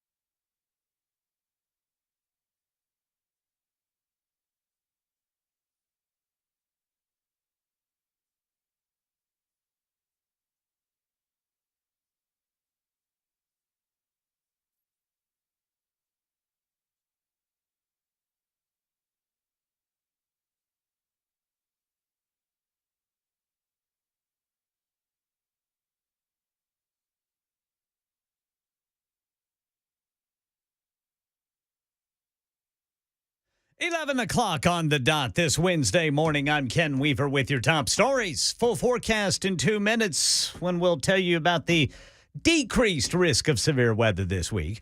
Right now in our nation's capital, the House of Representatives has passed that bill that could lead to a total ban of TikTok unless its Chinese-based parent company ByteDance sells it. Tennessee's 2nd District Congressman Tim Burchett voted for the bill and explained why in this post to X. It made a lot of sense to me that it needed to be American-owned, and anything that has that much control should not be in the hands of the Communist Chinese or the Iranians or the Russians. There's a lot of provisions in there for those folks. Now it's up to the U.S. Senate, where it has the endorsement of the bipartisan leadership of the Senate Intelligence Committee, who say they're united in their concern about the national security threat posed by the app. New developments in the Georgia election interference case. The judges dismissed 6 counts against former President Trump and some of his co-defendants. Trump, Rudy Giuliani, and others accused of trying to overturn the results of the 2020 presidential election in Georgia by asking state officials to either find extra votes or appoint fake electors who would change their votes. One of the counts dismissed had to do with the fake electors, but there are still 35 other counts that Trump and his co-defendants are facing. And right now in Florida, Rodrigo Constane says he's happy to be alive, talking about getting attacked by a crocodile. He fell off a sailboat at the Flamingo Marina in the Everglades Sunday when the 68-year-old tried to swim back to the boat. I feel that something grabbed my leg, so I went in the water to see what's grabbing me, and I feel a long nose. Yeah, then pain, and he knew he had to get out of the water. Witnesses helped him. He told ABC affiliate WPLG he's grateful to be here. I'm alive. That's the most important thing after an experience like this, being alive. Yeah, wildlife officials say there are almost 2 million alligators in Florida, but only 2,000 crocodiles. That's the latest news. Weather is next. I'm Ken Weaver, WTN News.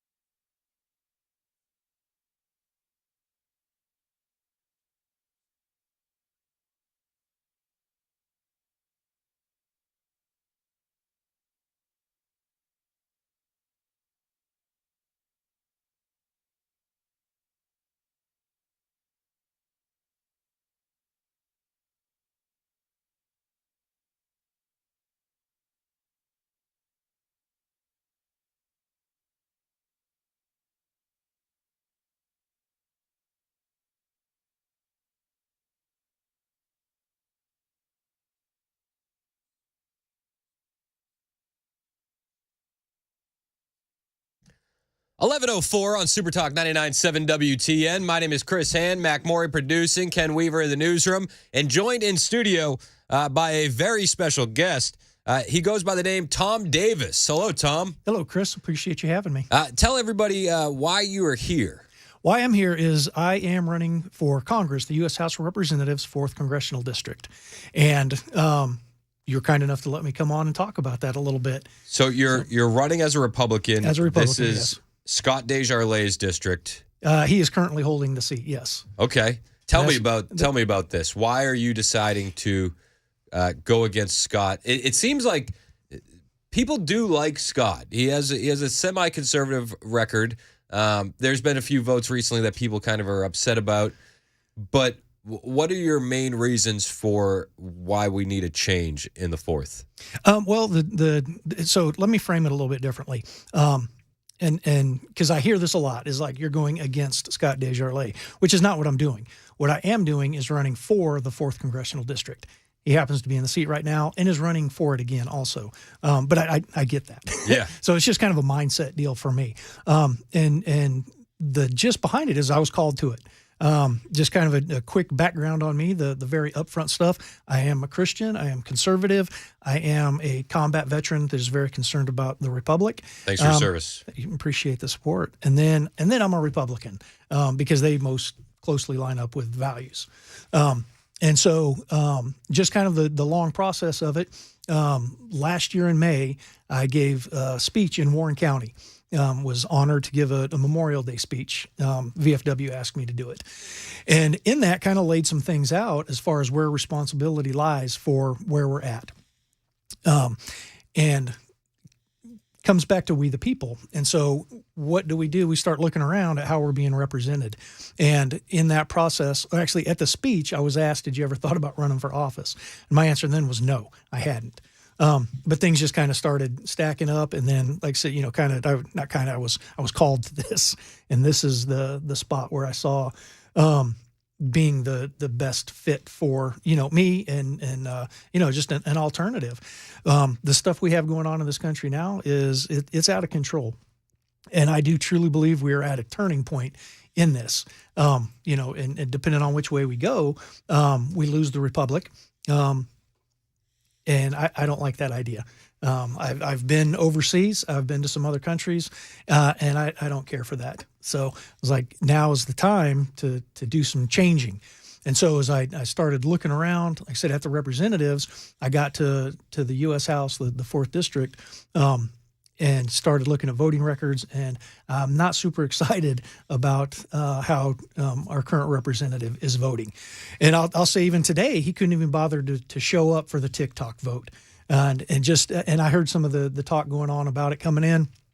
And, you do got to ask some questions behind it, like who's pushing it.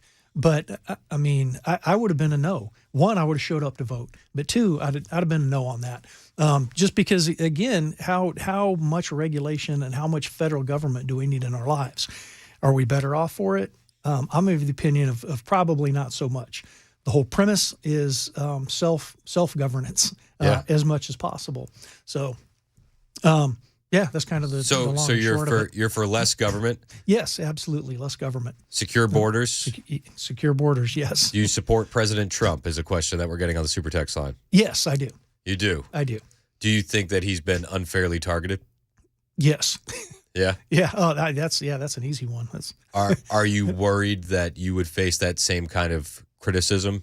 Am I worried about it? Or like going to D.C., dealing and fighting those kind of battles? Because it's not exactly kind to Trump-supporting reps. I understand. It has been considered, but like I said, I'm called to it, so I can't turn away. Is how it is the end of it. So what would be I guess, and I know you say you're running for the 4th, but I guess, no matter how you shape it, it's going to end up you versus Desjardins. Yes. What would you be doing differently? Standing on principles and actually showing up, and those principles guiding my votes. My faith is one, and then the Constitution is the second one. And then look at each piece of legislation. They need to be clear and concise. Part of what we've gotten into is how we've allowed the executive branch to just interpret stuff. And so we get things like the ATF, and they go, and I mean, an easy one to target is the pistol brace to discuss. So 10 years, they said, yes, this piece of plastic is legal, and you can do, this with these rifles. And then now, after 10 years, it's like, okay, nope, it is not legal anymore because now we're going to interpret it different. Nonsense. The legislation should be worded that it comes back to the legislative branch for clarification versus, president. And that's the same deal with these executive orders. And they just interpret it back and forth, back and forth. So we get one administration that has got us secured borders and an economy on track. And then we switch that out for a regime that is currently in there saying they need more money to do stuff and they don't have the authority, which is complete nonsense. So I got a question here sure. for you on the Members Nutrition Super Text line from our friend Bobby. He says, where do you think Desjardins has fallen short? In those votes. Like I said, showing up, he has got about 2 weeks ago I checked, and there are only 99 others out of the 435-ish that are sitting there that have missed more votes. So he's fallen short on showing up. And then another one, the NDAA, the National Defense Authorization Act, I would have been a no on that. He was a yes. The reason being is within that legislation, there was funding for the gender-affirming care to include surgeries. Now, one, my belief system, but two, constitutionally, and as a soldier, that would have been a complete distractor. That has nothing to do with the defense of the nation. And in fact, it would be a detractor because now you're gonna cause somebody that is, in essence, taking an elective surgery and taking them out of the fight. So that's, recent ones. And, which button that one? Yep. Let me take a break. Oh, got to put, but, I have a list of ones I was kind of looking at and just going through. But like I said, it's the principles that I stand on with the Constitution. So, if you have me back and as, people find me on social media, to ask the questions. And then how I'm answering the questions is going to be through YouTube. I'll do videos on it. And I think, versus me trying to thumb in my responses on my phone, yeah. I'll just do videos because I was already doing YouTube videos. And that which goes into my Second Amendment stuff, very big supporter of that. That YouTube channel was me going to firearms training schools. We're joined in studio by Tom Davis, who is running for Congress in the 4th District of Tennessee. You are a combat veteran, former police officer, yes. right? You're pro-2A. You want to secure the border. One person has asked, Desjardins said he would self-term limit, and he supports term limits, yet he's finishing his 7th term, 14th year in Congress. How do you feel about term limits? So the upfront answer, again, is we have term limits. For this particular instance, every 2 years. And there's a convention of states going around, and it's brought up enough. Yeah, we should absolutely have a conversation. And yes, we should regulate. My opinion has always been 12 years. And I came up with that. That's where all of the House, the Senate, and then the presidency until the Congress actually passed an amendment to limit the presidency. But that's where they all matched up. So the term limits are actually already there, but I am finding now that we have legislated a kind of an incumbent protection racket. So I would encourage anyone out there listening to this, look into what it actually takes to run for Congress or even some of the local ones, because some of the requirements are across the board. If you got the seat, what kind of stuff are you going in there to fight for on day one? On day one, a look at the regulations that we have to clean this stuff up. Absolutely no to any deficit spending. I mean, right now, every 100 days is an additional $1 trillion. And then now, we're getting ready to see, what was the number? We're up to 137, was it million or billion that we're sending down to Haiti for barbecue? 133 million. 133 million. Yeah, just to, why is our answer always throw money that we don't have at a problem that's not even ours? Yeah. So, and I mean, you can kind of scale it up, but one of the sayings I've had is and it's not even mine. I can't remember where I got it from, but 3 types of problems in the world. There's you problems, there's me problems, and then there's we problems. So that's a they problem in this case. That is not a we problem. So why are we making it a we problem and an us problem? There's got to be a better way. Where do you stand on us funding foreign wars? Against that, we got 2 that are going on right now by proxy, and just throwing it hand over fist. Again, money we do not have, and there's no end state to it. It's just we need more and more and more. And I mean, even if you just look at it, Ukraine can't sustain. They are losing all their military-aged males to fight this. They don't have the population to sustain it. So us just throwing more money in arms, and what's the next logical step to that is we send troops in, which, not a fan, is you use, right? Not a fan. I've been there. Yeah. And then, you just look at what we've done over the past 30 years for wars. We keep doing the same thing, and what do we get? Same results. Yeah, it's definition of insanity. Yes. So we've got to look at things differently. And how do you do that? New people to ask questions. And that's some of the stuff I did throughout my Army career, and then even as a cop, which I was, short time I served as a police officer. But, you get new eyes on things and new questions. So, and like I said, for me, just that the principled way I'll vote and show up to it. Like I said, to me, I'm kind of looking at this more as a deployment to D.C. I even heard, Mark Green had talked about the fight was with D.C. and not in D.C. I would counter that for my own opinion as I would rather take the fight there than have it come here to Tennessee where I know people. And that was the same outlook I had in the Army and deploying to the different places. I don't know people there where the fight is at versus I do know people here where I live. Now, one of your things is you're a combat veteran, which I respect greatly.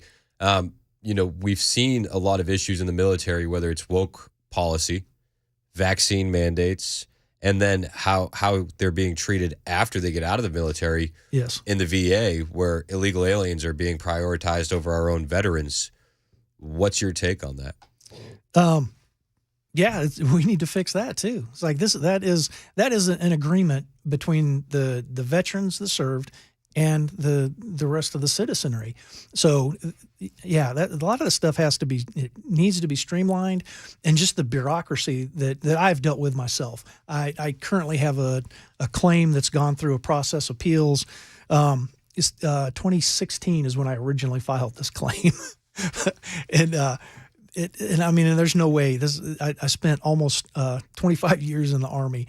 And they're trying to tell me that my issue was caused by about a year and a half as a cop. I was like, you guys got to be kidding me, man.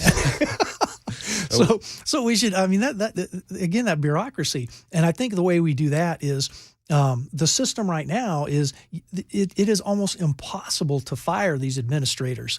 And then when they do, they move them out and then they'll come back. And I don't know if everybody out there listening, if you remember the kill lists that the VA had going on. It originated in Phoenix, the VA there. And so anyway, the top person there was, fired, I'm air quoting, and moved out. And then she sued to get the job back, and she got it back. I'm like, why do we allow this to happen? So that's through legislation. Go back, look at how the laws are written and clean that mess up. What do you think about the vaccine mandates that Biden forced on the military? Yeah, that's absolute tyranny. I understand the position of why guys would take it. But now to just throw these guys out, and I want to say that not the classification of the discharge is a big deal. And then now they're trying to call them back in because they've pushed this nonsense so far that people don't want to join, and it's been a struggle to keep the numbers, but it's nonsense. I mean, absolute trash, untested, and even now we're finding out the problems that are in it. So everyone has to make their own choice. And in my family, we chose not to do it. And my wife actually left the VA. She was working for the VA when all that stuff came on, and we opted out. So there's that. I respect that. We're hanging out with Tom Davis. He's running for Congress in the 4th District of Tennessee. I mean, there's a lot of counties in that 4th Congressional District. Yes, 15. 15. If you have a question for Tom, pick up the phone, 615-737-9986. I think one of the things I like about you is that you're an open book. So if people have questions for Mr. Davis here about how he would run the 4th District, call us, 615-737-9986. You cool to hang out for a little bit longer? Absolutely. All right, Tom Davis joining us in studio. He's running in Tennessee's 4th District for Congress. 615-737-9986 or send your questions into the Members Nutrition text line. It is Super Talk 99.7 WTN.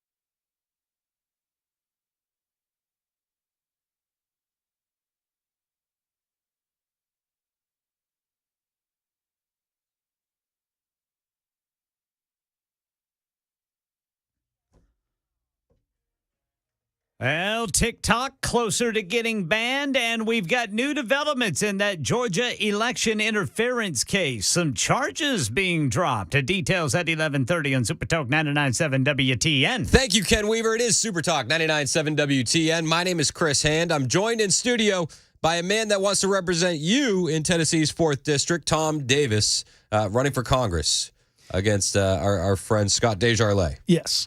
And I know there's some questions and calls, but I got to let everybody know that I met with Chris Hand, and then I heard the little deal about Van Halen. And here we go. Here we go. Oh, no.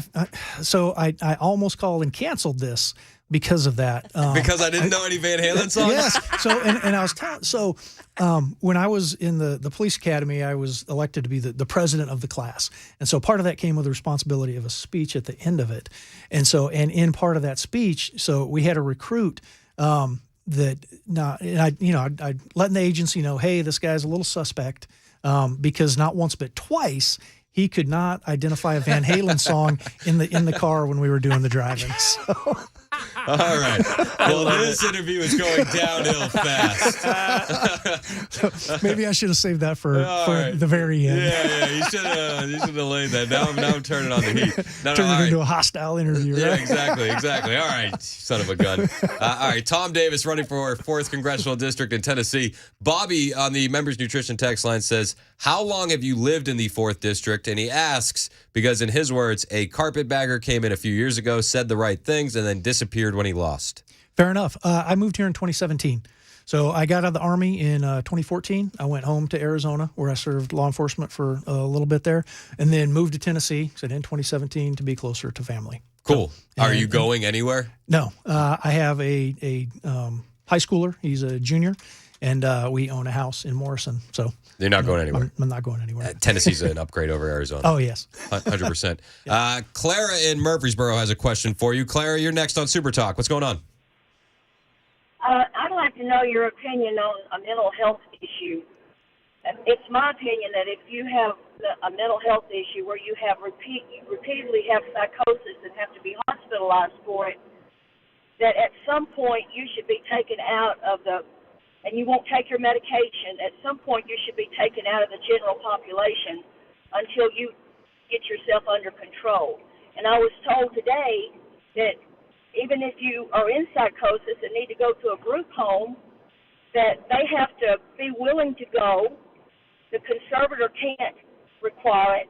And if they go to the group home, that they can leave at any time they want to.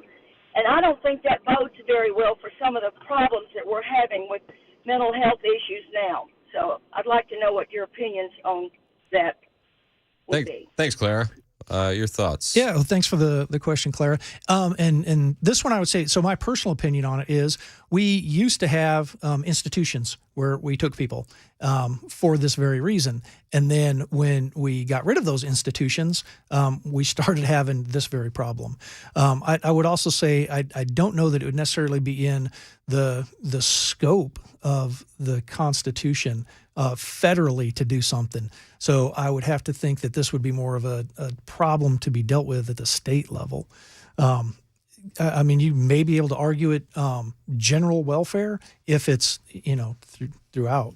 I mean, you probably could, just because probably every state has this, this going on.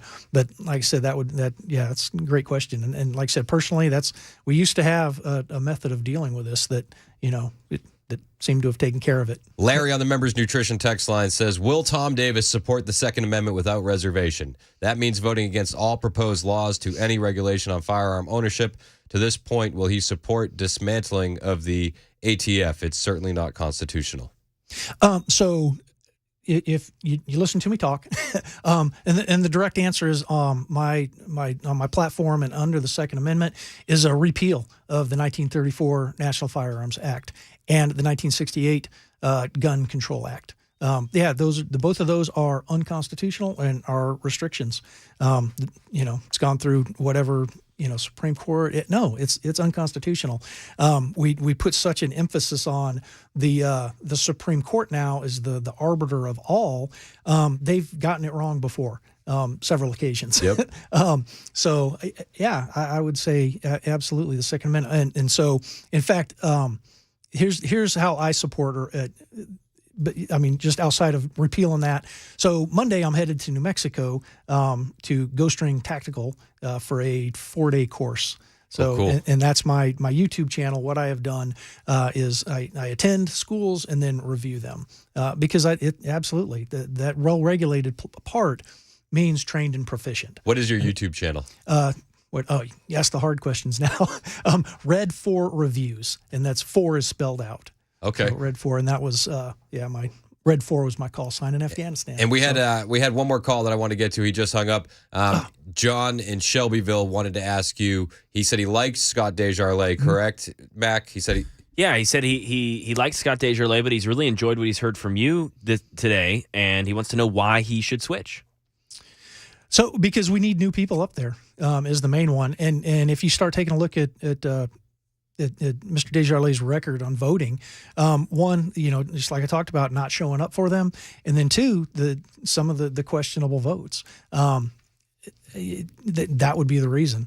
New and guys that I'm not going to waver on this stuff. I said it's a no on anything in the deficit, and and if I do that, I fully expect to be held accountable to it at the ballot box and by you or whoever. 100%. That's what we need to do now. I mean, I heard a lot of the talk this morning. I would say anyone that's still listening and had those questions, call the congressman and ask him why he couldn't be bothered to show up and vote today. I don't know. Maybe he fell and broke a leg or something. But why is he not there? Tom Davis is running for Congress in the 4th Congressional District. Thank you for coming in today. Where can people find you, Tom? Yeah, well, I appreciate you having me. I'm on YouTube at Red 4 Reviews, and my website, thomasedavisforcongress.com, and on Facebook, Tom Davis for Congress. All right, perfect. Tom Davis, he's running in the 4th Congressional District. Take a look at him. Appreciate it, Tom. Thanks for coming in. Appreciate you having me. It's 11:31 on Super Talk 99.7 WTN.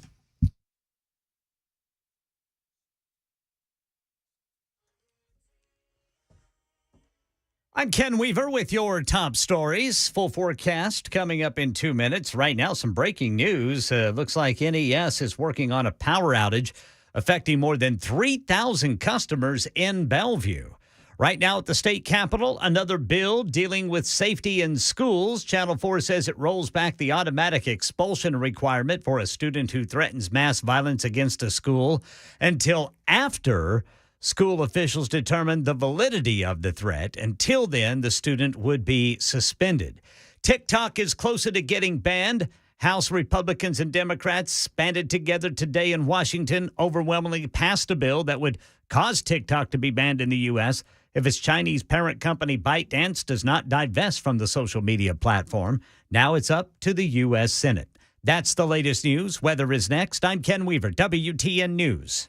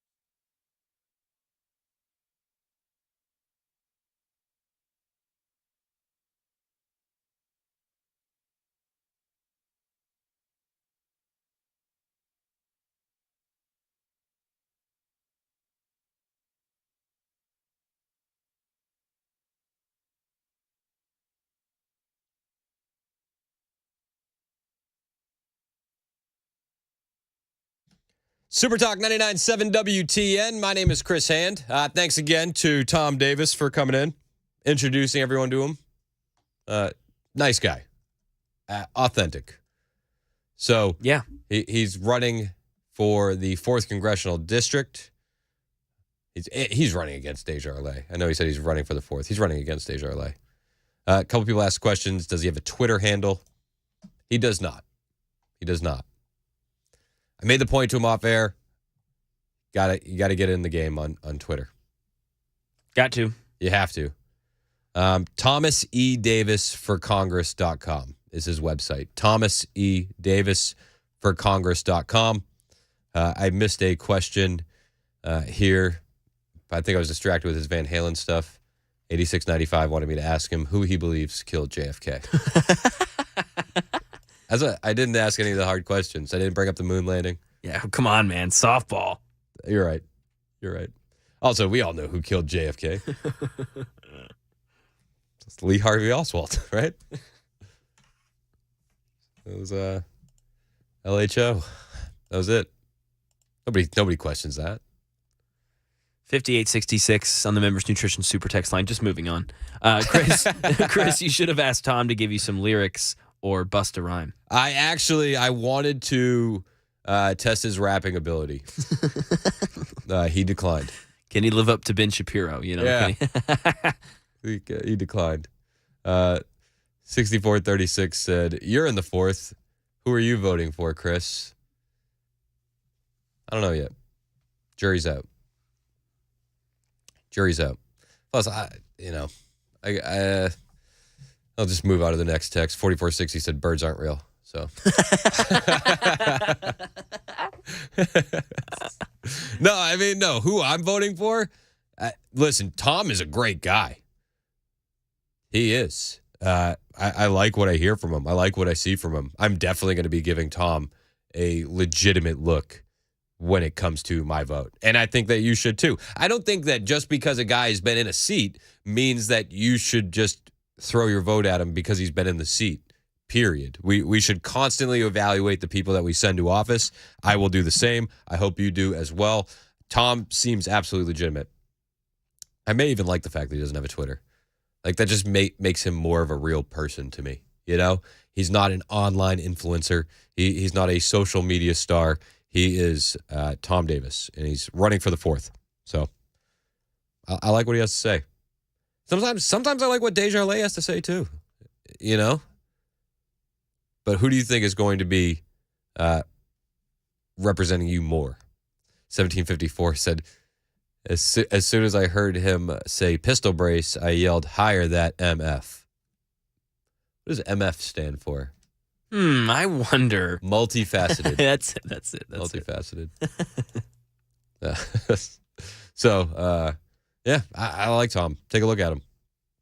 615-737-9986 is the number to call. You can take us with you wherever you go with the iHeartRadio app, the TuneIn app, the 99.7 WTN app. All the links are online, 997WTN.com. Let's get back into what we were talking about yesterday. Haiti. Ooh, Haiti. Are you liking what you're seeing out of Haiti? No, of course not. It is chaos. Newsweek has an article that basically says, hey, guess what? Haitians incoming. Florida could get hit with a wave of migrants. The Biden administration warns. Yesterday, we had Department of Defense officials testifying in Congress that there's a possibility of a mass migration into Florida as conditions in Haiti continue to deteriorate. Matt Gaetz was there during the House Armed Services Committee hearing, and he's deeply concerned about the possibility of a large number of Haitians coming into Florida. And he wants to know, what are you guys doing about it? Because they're coming. Spoiler alert. It's telling, right? We can't really identify them because the gangs are in charge. The government has been thrown out. And as a Florida man, I'm deeply concerned about this wave of people that we are having coming from Haiti, and it will accelerate because I've gone to Opelika and I've spent time with the folks that are engaged in Operation Vigilant Sentry, and they say the number one push factor that drives these Haitians into Broward County, Palm Beach County, where they don't disperse throughout the country, they stay in Southeast Florida, that driving factor is the deterioration of conditions in Haiti. So what are we doing to prepare for that wave and to ensure that these people are not paroled into the United States as the administration has done with people on the southern border, but instead are repatriated back at the dock at Port-au-Prince? Go ahead. Congressman, we're doing a number of things to ensure that we're keeping track of the situation and we're prepared. At the moment, we have not yet seen large numbers, what we would characterize as a maritime mass migration. But we are alert to that. Mass migration, though. We are alert to that possibility. We're alert to the possibility of a mass migration. That's the DOD official, Rebecca Zimmerman. And, she says, listen, we're aware. We're aware that there could be a wave of migrants fleeing Haiti. We're aware. Okay, you're aware. That's nice. What's being done about it? What's the game plan moving forward? I think you're right that the driving conditions in Haiti could very well press more people. So we've recently approved some additional assistance that we can provide to the Coast Guard.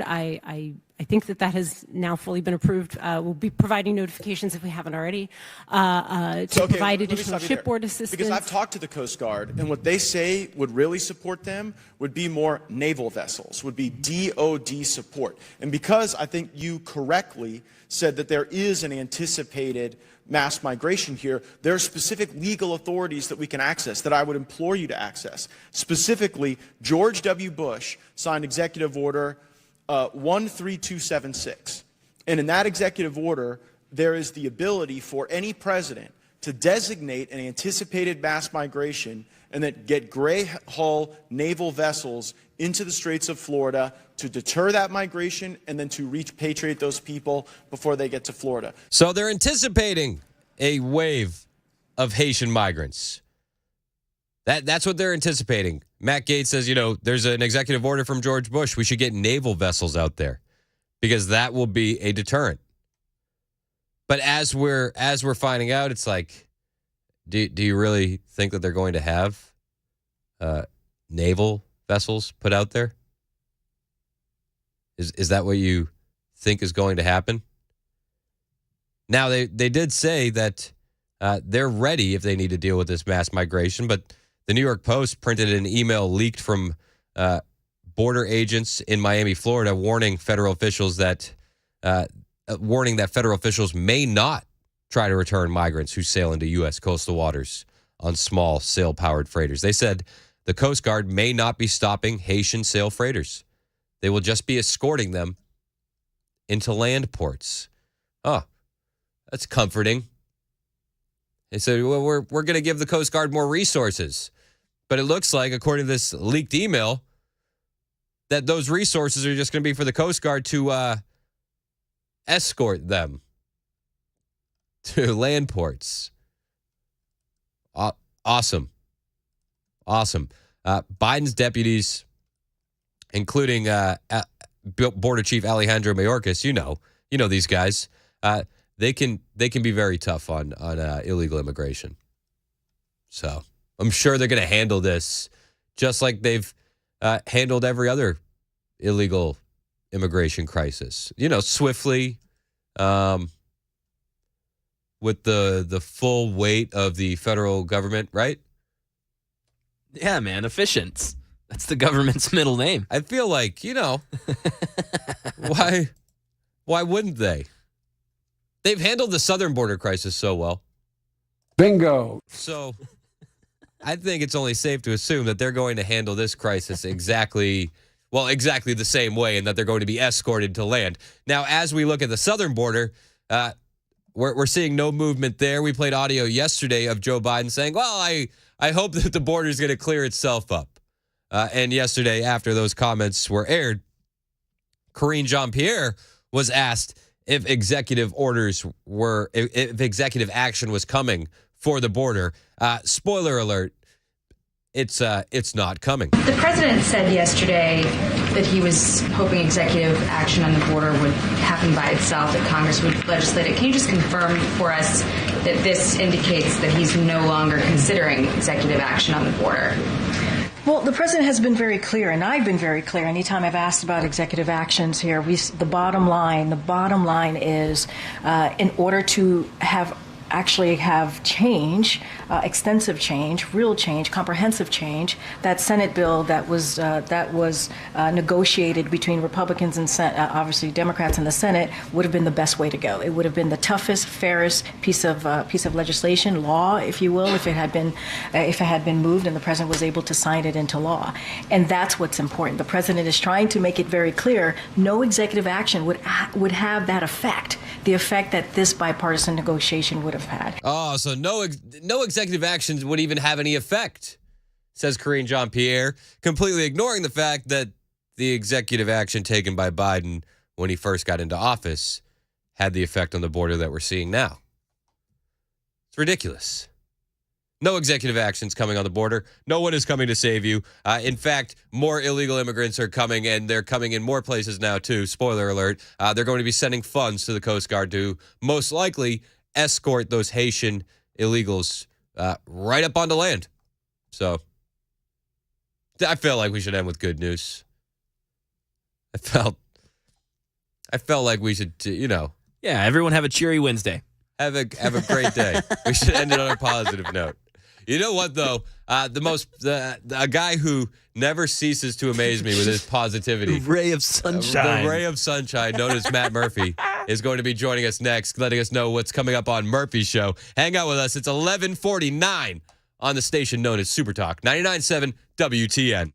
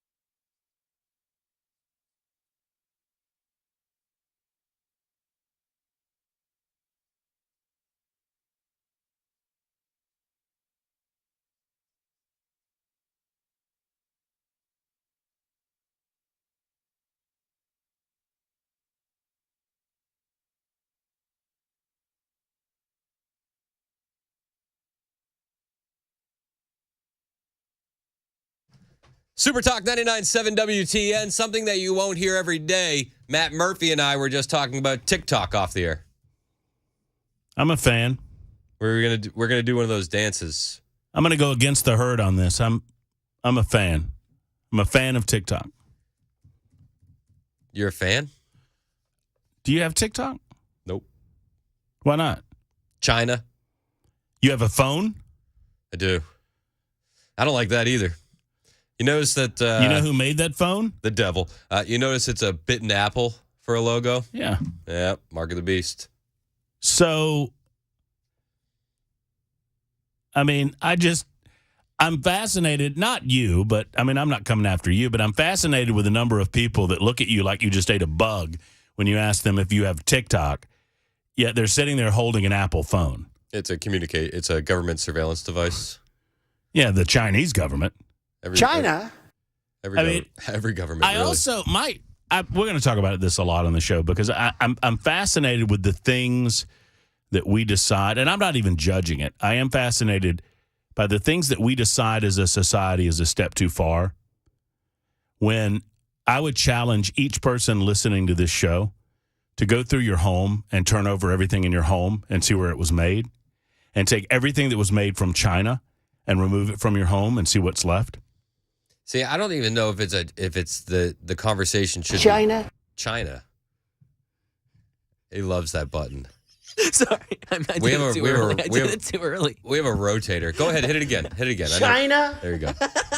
We have a rotator. So I don't know if the conversation should be that. I think that there's definitely room in the conversation for like that's bad, but what's the ripple effect of this and what gets banned next, and why are we giving the government the power to ban I genuinely don't know the answer to the question asked, but I'm going to ask it on the show today, and that's a dangerous thing to do.